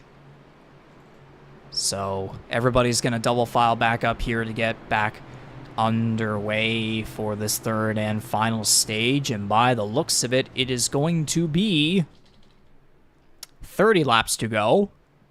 30 laps to go till the very end. Yeah, actually, you know what? I said earlier, I was thinking because of this stage caution, the final stage is supposed to be 34 laps, but because of the stage caution, I said it's probably going to be around a 30-lap shootout or something like that, and it looks like that I'm going to be correct. So, yay, something aged well.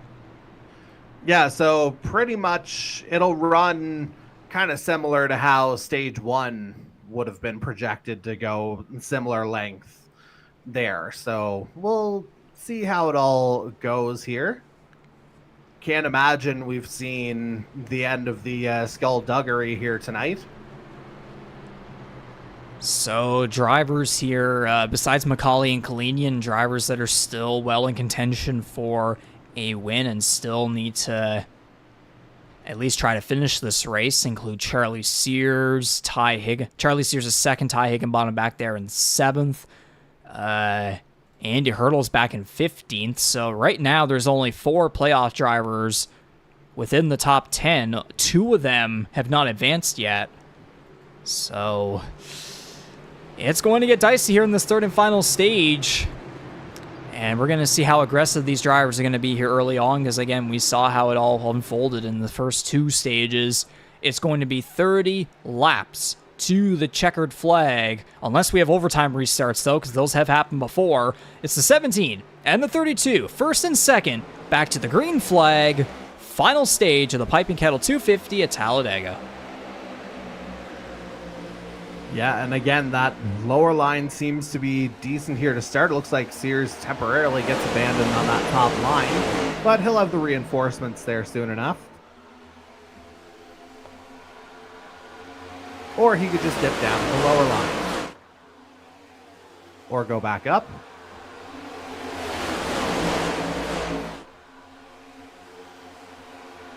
Ooh, Jason Butler and Mike Marini got a little close there in the 9th position, as it's the top 3 that are have single filed out here away from this little pack, but we're going to see them more than likely get some good draft and make their way up towards the front, unless they want to conserve and be smart, a little bit smart here early on. So it's top 4 now, single file. There's Charlie Sears in the 4th position, Jose Mercado, Mason Tomlinson side by side for the 5th position. Tomlinson showed some good speed, I believe, back in the GTR 250, so looking to maybe try to keep himself in contention for the Best of the Rest Challenge Cup alongside the 5th. Especially with Belmonte still in pit lane, I believe. Yep, 24 minutes.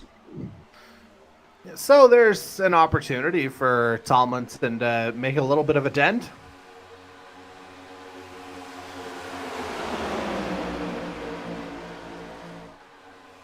Again, Jared Ireland trying to find some redemption. Man, oh man, what a rough second season here in the NASCAR Series that he has had. Does have a win back at Kansas, but other than that, just inconsistency has run wild.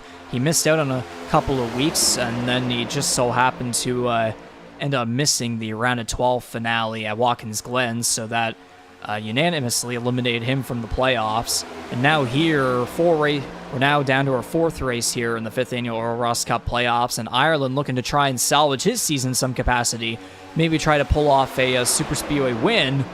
But maybe Mason Tomlinson's going to try and do that here, as he's now side by side with the 17 for the race lead. Jason Butler, Jason Heaney following in behind. There's a bunch of drivers up here looking for their first career win.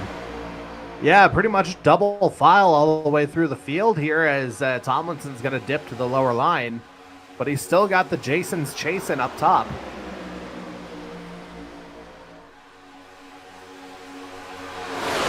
So within the top 10, if I can count, that's 1, 2, 3, 4. Yeah, that's 4 drivers in the top 10 right now that are still looking for their first win in the NASCAR Series.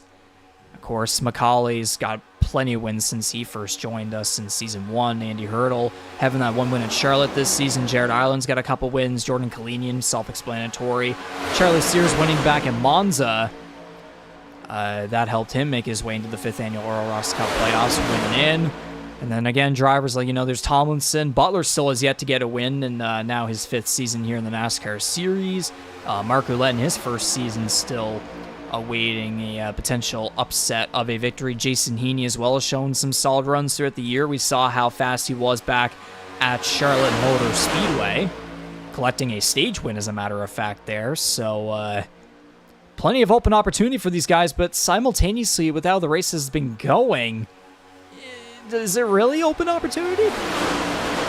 It's well, in terms of playoffs, unfortunately stage 2 kind of sorted itself out in terms of likely who's going to move on to the round of 8. Of course, we know Kyle Knoll being out, he's 4 outside the cut line, won't be able to do anything about that right now. Darcy Ford, 16 out, so he would, I think Knoll's classified as 21st right now, so Ford would have to at least finish 12 or 13 places ahead just to jump Knoll.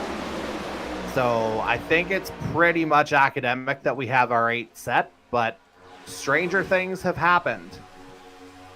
And I'm still waiting on Season 5 for Stranger Things, impatiently. Were they even making a Season 5 of that? Oh, they are. Late next year, I think, is the release date. For some reason, I was thinking that 4 was going to be it, but no. Haven't kept up on my Netflix lately. Oh, they're doing the Breaking Bad thing, splitting it up in 2 parts. Okay. Yeah, and it's, again, a massive break after Season 4 because, well, COVID and other stuff. And also, too, there was the Actors Guild strike or whatever it was called. So that definitely put in quite the gap between Season 4 and 5. But, again, time is... gap. Did you see that dip? Oh, yes, absolutely I did there. And as that was happening, too, the number 17 of Corbin McCauley back to the race lead. Tomlinson, Butler, and Heaney have all dropped back on the high side. Top 3 single file. They'll look to make their way back up here. 9 laps. It's been 9 lap stints for everybody here in this lead pack.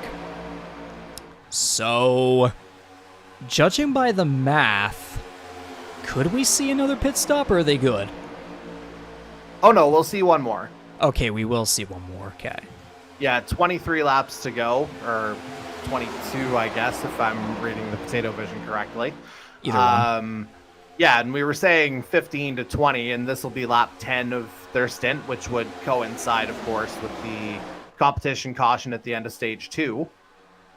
So I could see it starting around, 77, 78, somewhere in that ballpark.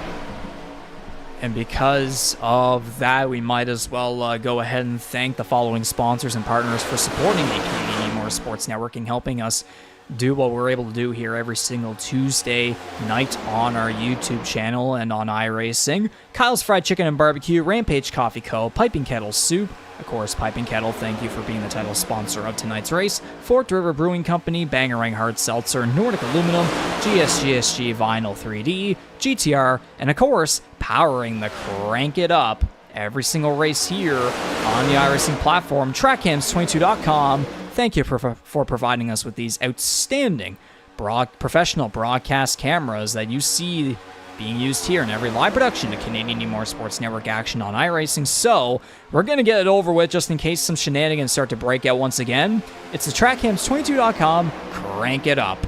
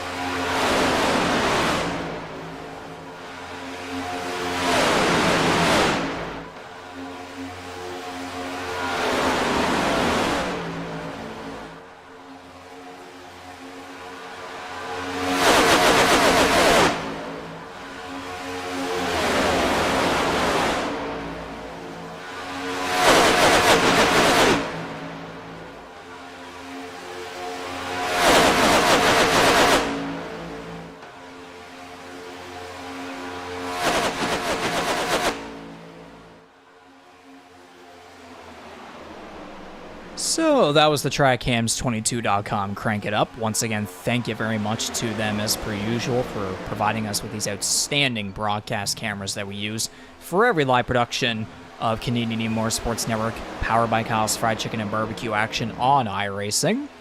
16 laps to go. We're coming to 15 to go here in the Piping Kettle 250 at Talladega. It's a single file train in this lead pack. Charlie Sears was leading it, but then he jumped up to the high side. So he's given up the lead. McCauley retakes it.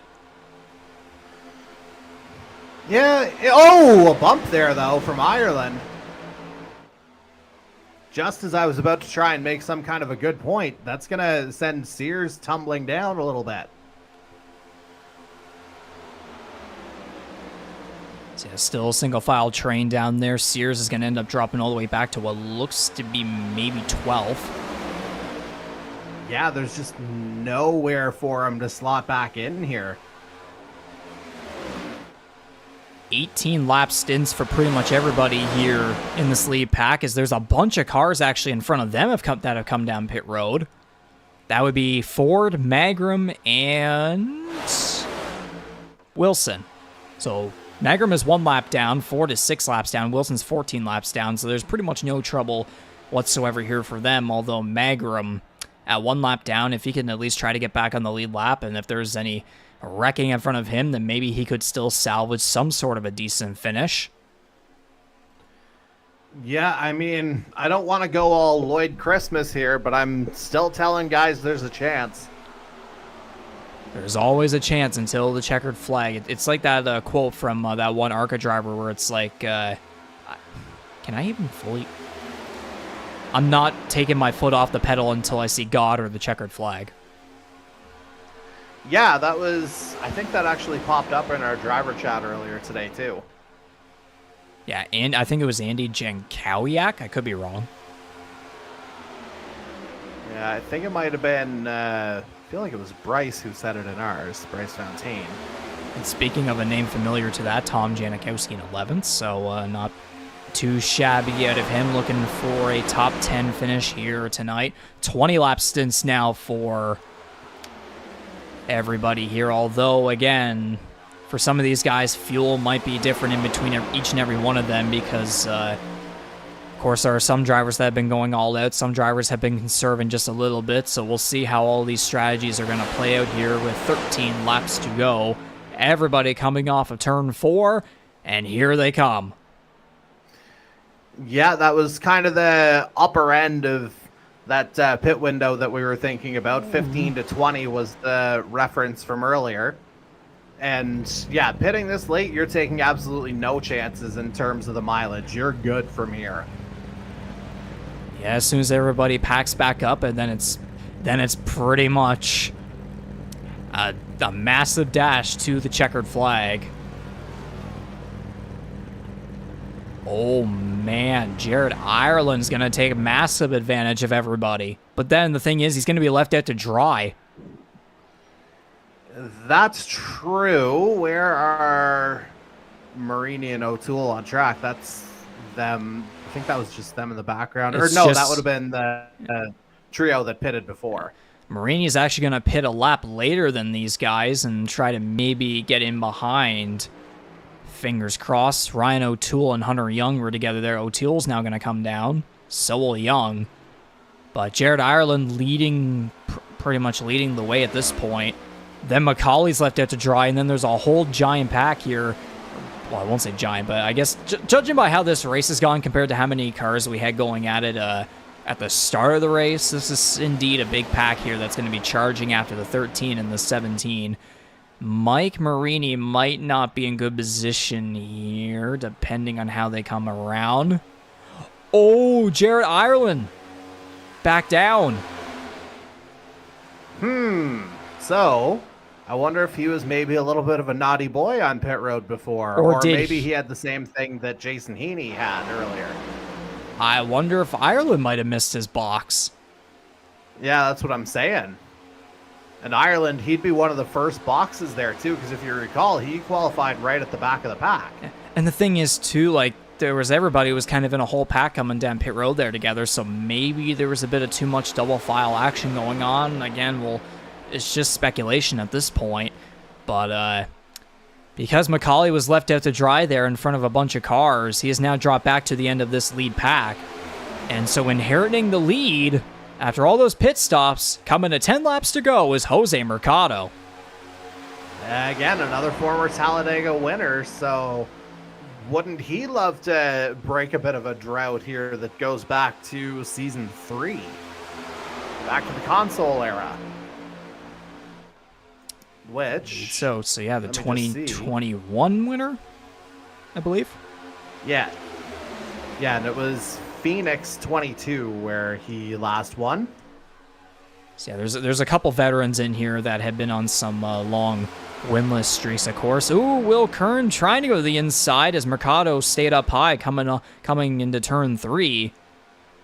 But he still continues to hold the lead as, ooh, Charlie Sears is going to try to help McCauley on the high side to try and get up to the front. It is an 8-car pack leading the charge here. Meanwhile, we got 5 cars here between 9th and... or actually, it's a couple... Yeah, there's a couple lap cars in there, so that'd be Tomlinson and Marini, actually, that are going to try and make their way up front. Here is, oh, look at this. Sears and McCauley working hard together here on the high side. Mercado goes to block. He disappears. But came right back. And lost the lead, or is he going to try and take it back? Side by side, first on back, 9 laps to go. Mercado looking for his first wins in Season 3. Sears looking to get 2 wins on the season, first on an oval. McCauley hasn't won in quite some time. Janikowski looking for a first career win. So is Will Kern. Hurdle hasn't won since Charlotte. Higginbottom hasn't won in a little bit of time here this season as well. Jason Heaney looking for a first career win. Mason Tomlinson, Mike Marini still have yet to catch up to the lead pack unless something happens here. Charlie Sears in the lead. Top 2 now single file. Top 3 go single file down the back straightaway. I mean, it's only an 8-car pack, but don't be surprised if carnage starts to ensue.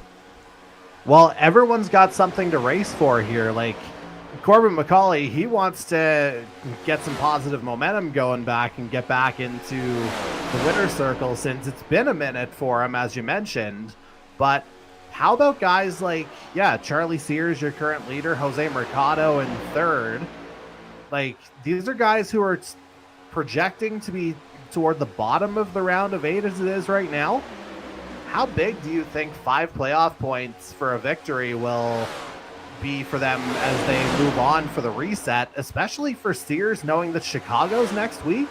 Are you kidding me? Like, that's a shot to like slingshot himself right into the conversation for the championship 4. So there's still a lot to play for here all of a sudden. Absolutely, and McCauley hasn't won since June 11th. It was the Forked River 200 at Pocono Raceway when he got his 3rd win of the season. As that was a lap. Weird. There was a lap car there that was getting passed by everybody, I believe. Oh, that's Jordan Kalinian going a lap down. That's the weird side I'm talking about. I'm not used to that. But again, he's advancing the next round with plenty of points, so no problem there for him whatsoever. Yeah, that's what I meant. Yeah. Yeah. But now it's top 4 single file. Sears, McCauley, Mercado, Kern, Higginbottom, and Janikowski are side by side for the 4th position. Now it's Kern. Now it's Mercado. Hurdle looking to try and help Janikowski. Kalinian might even try to help some guys here while being a lap down.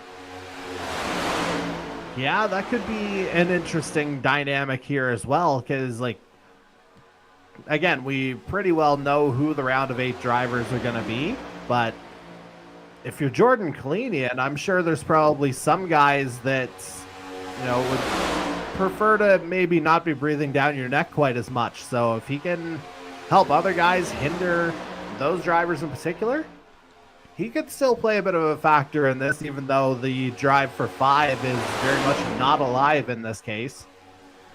Yeah, you got a first-year NASCAR Series driver leading the charge ahead of 2 drivers that have been here since the first season of the series. But about that, Tom Janikowski looking for the win. I was going to say, if it's a non-playoff driver who winds up winning, that just neutralizes everybody, and Jordan Kalinian's laughing at that point. But he's kind of left out to dry, though. There's going to be some massive drafts coming from behind.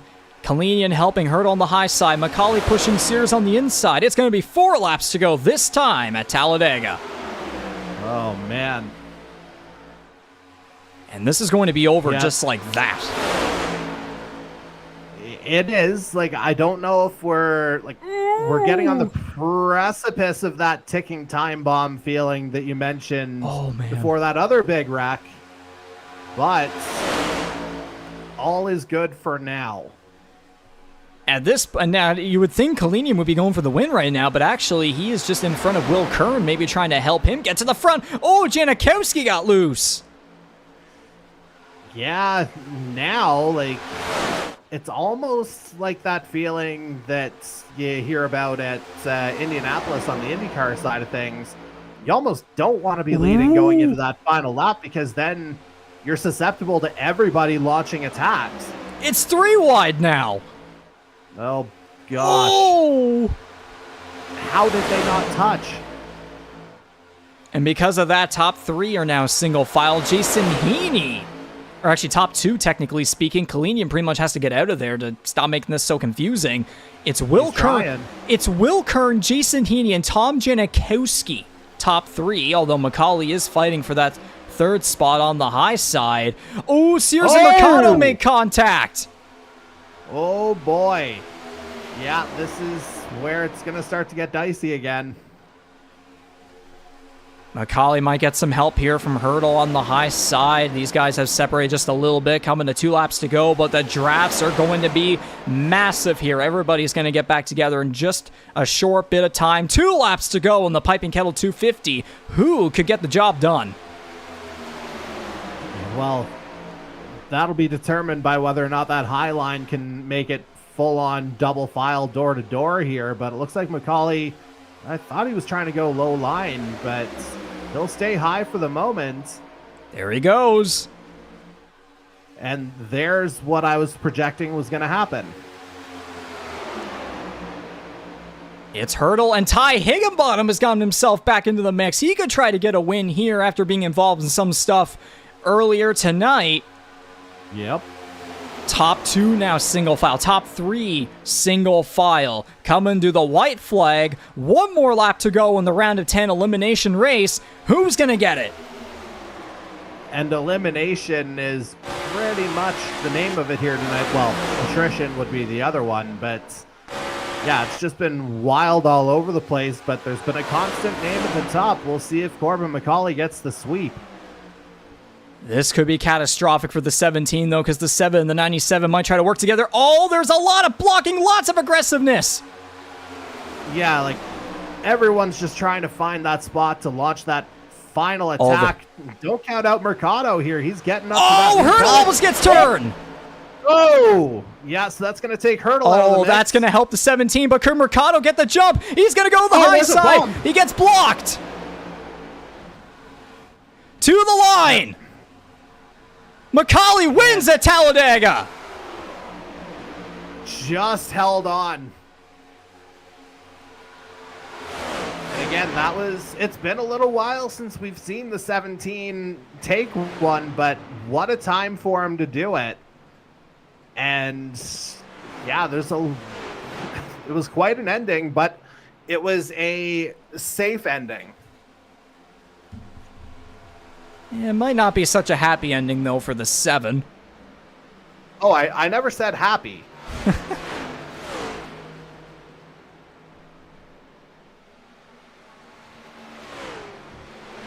So that's, again, despite all the carnage that we had against playoff drivers, that is not the right one. There we go. I had the commentators up for a second. I know. I saw it.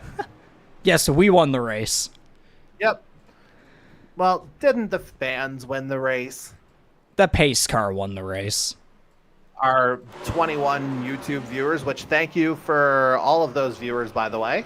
Yes, absolutely. Thank you very much for tuning into this wild event here tonight. But despite all the carnage that happened to all the playoff drivers, the top 3 finishers were playoff drivers. They just found a way to stick it out there at the very end. And you know what? That's ultimately kind of the difference, just not being afraid to get that nose dirty a little bit, so to speak. So that's 4 wins on the season for the number 17 Bolger Motorsports and Kawasaki Chevrolet. And I was talking earlier, this guy in 5 seasons had never won on a super speedway in his entire NASCAR Series career, but finally he gets the job done in the Piping Kettle 250 at Talladega Superspeedway in the round of 10 finale. And unofficially speaking, who would you say is done?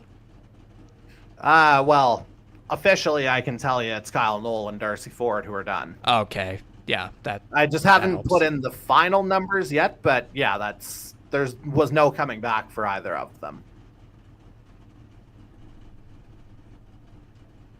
Just trying to plug in some numbers here while we're figuring out the next step, so to speak. So I'm just going to get this quickly over with just so it's all said and done. Corbin McCauley getting the win here at Talladega. Jose Mercado and Ty Higginbottom rounding out the podium. I mean, again, there could be a bit of frustration there from the 41, but again, though, it's blocking for a Talladega win. I mean, are you surprised one bit there? Jason Heaney finishing in 4th. Tom Janikowski pulling off a top 5. Outstanding and clean performance by him. He had a couple loose moments there in the closing laps, but he was able to get the job done with a top 5 finish regardless. Charlie Sears in 6th, Andy Hurdle 7th. Those 2 runs there by those 2 guys, absolutely huge in helping them make it to the next round. And just remember, next week we're going to the Chicago Street Course for the first time in series history, so that's going to be absolutely huge for a pair of drivers that have a ton of road course and even open wheel prowess. Mason Tomlinson finishes 8th, Mike Marini, the pole sitter, 9th, Ryan O'Toole with a first career top 10 finish. How about that for the number 16 driver there? And then from 11th to 19th, we had Jason Butler and Mark Goulet, 11th and 12th. Solid runs by those 2. Final cars on the lead lap. Will Kern 13th. We saw him running up front, looking like there was a possibility for the win.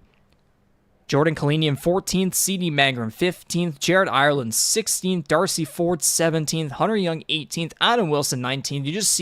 You see 4 playoff drivers right there towards the bottom of the leaderboard, all in trouble. One of them, unfortunately, not making it to the next round, but of course, Kalinian already had the win at Bristol last week. Magrum and Wilson making their way in on points. And around at the field, Justin Belmonte, the best of the rest challenge leader, in 20th. Kyle Knoll 21st. Technical issue, got involved in a couple incidents tonight, so unanimously was going to be eliminated.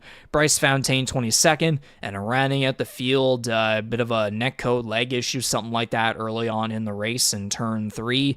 Wrecks out, 82 laps down in 23rd. And I might as well just very quickly here, we got a quick replay here of the finish. I believe this will be the white flag. So we can kind of get a bit of an in-depth look here on how it all unfolded. Yeah, I mean, you've got your lead trio here, and you'll see Mercado try to break away from that secondary group right about here. As, yeah, he gets a little bit of a push from Janikowski on that high line, but you still have the battle at the head of the field. But yeah, this is right about where Hurdle goes down, yeah. And he had a prime position there to potentially try and overtake on Corbin McCauley, but ultimately it didn't work out in his favor. Then it winds up being a 2-horse race, and between familiar foes going back to season 1. But ultimately, yeah, it's the 17 who's able to hold on at the line, which, again, considering he went into the final lap as the leader, admirable defending job from the 17.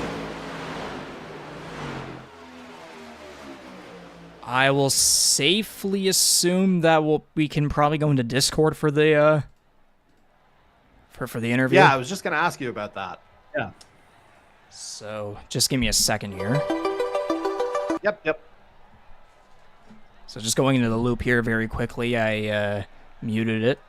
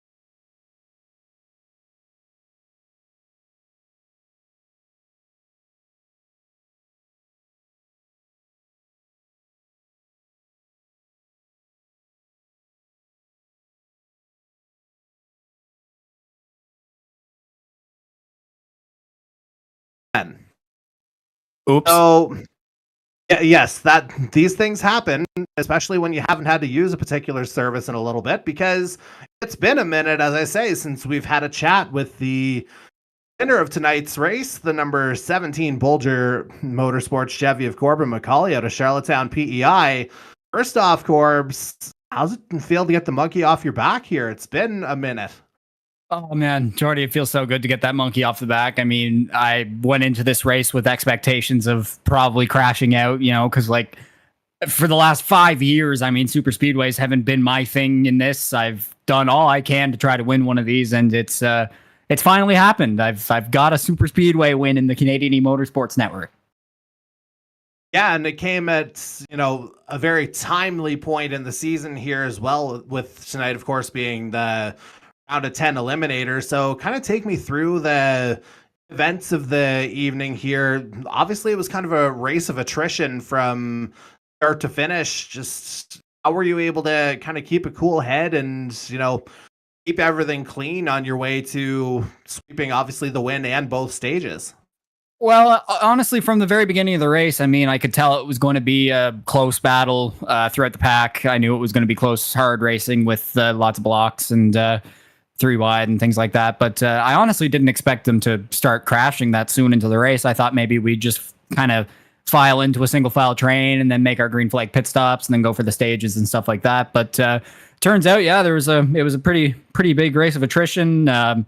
Cautions and all that stuff. So essentially, whenever those started happening, I knew from the get-go that I'd have to put myself out front, keep my car out front, because if I were to put myself back into that pack, chances are I'd be involved in a crash. And not to mention, there was a lot of netcode issues tonight. I mean, iRacing servers have been a little buggy as of late, but I'm glad the issues didn't hit me. And yeah, basically that was it. Just like try to keep the car out front. Because when you're out front, chances are you're going to avoid the mess unless the mess finds you up front. So, yeah, obviously very well said. And now you were in a bit of a unique position in that you had already advanced on points going into tonight regardless. But obviously we saw the end results here tonight. The approach didn't change whatsoever. So I guess for you, like, just was this more of a matter of kind of making a statement and getting back on track, so to speak? Yeah, I guess so. And like, honestly, like, although I knew I was mathematically locked in, like that doesn't change my mindset whatsoever. I'm still going to go into every race wanting to win it. And honestly, my goal today was just like get some playoff points. And I mean, I got max playoff points today. I think, if I'm not mistaken, it's 5 for a win and then 1 for a stage point. So I walked away with 7 more playoff points that I can take into the next round. And anything helps on trying to get back up to where on Jordan's level. I mean, his level as of late has been just insane. I mean, it's almost like watching me from last year. It's kind of like a weird perspective thing, but he's been putting on one hell of a show, and I need to get my mojo back, and hopefully the momentum from today's race will help me go further with that. Yeah, and you kind of addressed it there a moment ago. Just the next point that I was actually going to get into was the fact that obviously with sweeping the stages and the win, we're able to kind of balance out what Jordan Kalinian accomplished last week as well. So the gap going into the round of 8 will be still the same 12 points as it was at the beginning of the round of 10. So knowing that you're still keeping in kind of close distance with him while also separating yourself from the rest of the pack, like obviously things don't get any easier with Chicago and Auto Club here in the round of 8. So like, what's it like having that, extra little bit of breathing room, so to speak, over the next couple of weeks? Well, honestly, it's really good to have that breathing room because I have no sweet clue what to expect in Chicago next week. I mean, I've done laps at the track before in official races on iRacing. I've done lots of practice laps, but it is just another world out there compared to what we did today. Like today's super speedway, full throttle pack racing. Next weekend's the tightest road course, street course in NASCAR. And I mean, road courses haven't really been my strong suit this season. I mean, I had a good run at Coda until I went and blew that, but I honestly don't know what to expect going into Chicago. So having that buffer and keeping that same point gap to Jordan is huge for me. And I'm really looking forward to Auto Club because Auto Club is one of my favorite tracks, and hopefully we'll be able to get it done there. But no, it's just one of those deals where I just wanted as much leeway as I could going into Chicago, so that if anything goes wrong there, that I have that buffer to fall back on when we head to Auto Club. Yeah, so obviously goes without saying, mission accomplished there from your objectives for tonight. So again, talking about how that extra buffer will help.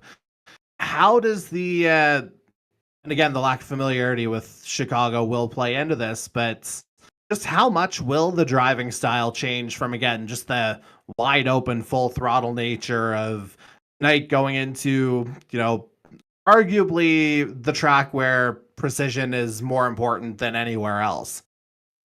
I mean, it's just two completely different worlds. I mean, like Chicago, you gotta be like what you said. You gotta be extremely precise because there's walls on each side of you. It's a really tight course. There's a lot of heavy braking zones, and that's one of the biggest things. But one of the biggest differences between Chicago and Talladega is the braking. You never brake at Talladega. If you're braking at Talladega, there's probably a crash happening in front of you. But at Chicago, you're braking because you have to, because of how long the straightaways are and how narrow the corners are. I mean, there's a bunch of 90-degree corners. There's tires waiting on the other side for you if you outbrake yourself.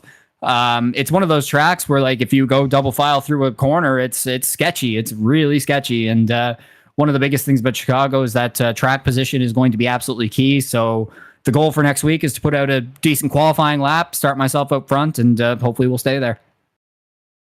Yeah, and obviously it seems like things are coming back in the right direction for you here. And obviously, again, it's been a minute since we've been able to chat with you here post-race. So just to kind of refresh the memory of the audience, how about you shout out all the folks that are behind all the efforts to get you on the track, whether it's virtually or in real life? Because, again, there's been some developments on that front as well.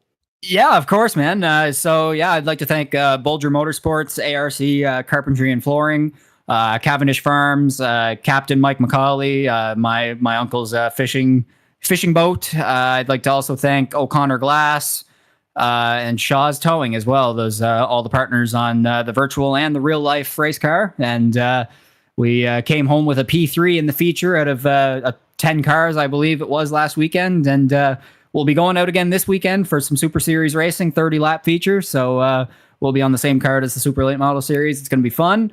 I don't know if momentum can carry from virtual to real life, but I'm hoping it can. Sometimes it's just got to feel right? And it seems like everything's kind of coming up aces here for our winner tonight, the number 17 of Corbin McCauley. Congratulations once again. Obviously, round of 8 was already very much in the cards for you, but still, nice way to come into this rather critical round coming up. Yeah, for sure. I mean, the momentum is going to be huge. I hope I can carry it into the next round. And as always, appreciate the interview, Jordy. All right, good to chat with you. Once again, folks, that is tonight's race winner, the number 17 Bulger Motorsports Chevy of Corbin McCauley out of Charlottetown, Prince Edward Island. And yeah, from here, we can bring Riggs back into the conversation. All right. Thanks, guys.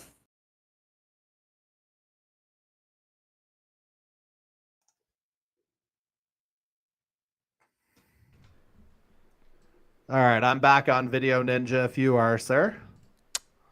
Yes, sir. So that was the post-race winner interview there with the number 17 Chevrolet of Corbin McCauley out of Charlottetown, Prince Edward Island. And so, Jordy, with all that being said, Talladega. It's Dega went Dega, didn't it? Yeah, we all certainly shaked and baked tonight. Yeah, I was gonna say I don't know if there's enough Wonder Bread out there in the world to get the taste of some of those incidents out of my mouth. But hey, that's the nature of the track. We kind of all expected it. Again, the fact that it was an eliminator race just kind of added to the whole equation as well. And yeah, I think, for all the craziness that we expected, Bristol and Dega delivered, didn't it? Absolutely, it did. And now we can add a couple more X's here onto this playoff roster tomorrow, or in the next couple of days, I should say, on our social media pages and on our website. But add 2 more X's now to the number 15 of Kyle Nolan, number 64 of Darcy Ford, as your round of 8 for the 5th annual Earl Ross Cup Playoffs is going to feature 1. Jordan Kalinian, 2. C.D. Mangrum, 3. Andy Hurdle, 4. Corbin McCauley, 5. Adam Wilson, 6. Charlie Sears, 7. Jose Mercado, and 8. Ty Higginbottom. And so those 8 drivers are going to do battle for the next 2 weeks to try and ultimately get into the championship race, the Final Four at Homestead Miami Speedway on Tuesday, August 20th. But of course, next 2 weeks, August 6th and August 13th, we will have the round of 8 where we'll eliminate 4 drivers, advance 4 for the first time in these playoffs after originally eliminating just 2 in the first round, and then this round here tonight. Jordy, the Chicago Street Course coming up next week, Tuesday, August 6th, the first time in Canadian eMotorsports Network NASCAR Series history. It'll be the Bangarang Hard Seltzer 85 on Tuesday, August 6th. Yeah, we're going from tonight's race where it was completely wide open, drafting super speedway racing for one last time here in Season 5. And now we're going to be going to a track that will be completely unknown and is going to be tighter than ever. And again, some of those names I was talking about that are still remaining here and remain eligible to contend for the Earl Ross Cup: Andy Hurdle, Charlie Sears. There could be other guys that try to go for glory on the road course. Jose Mercado has impressed thus far. He had an outstanding comeback of a run after an incident that happened in Darlington. He goes to Watkins Glen. Doesn't matter that he started at the back of the field. He went on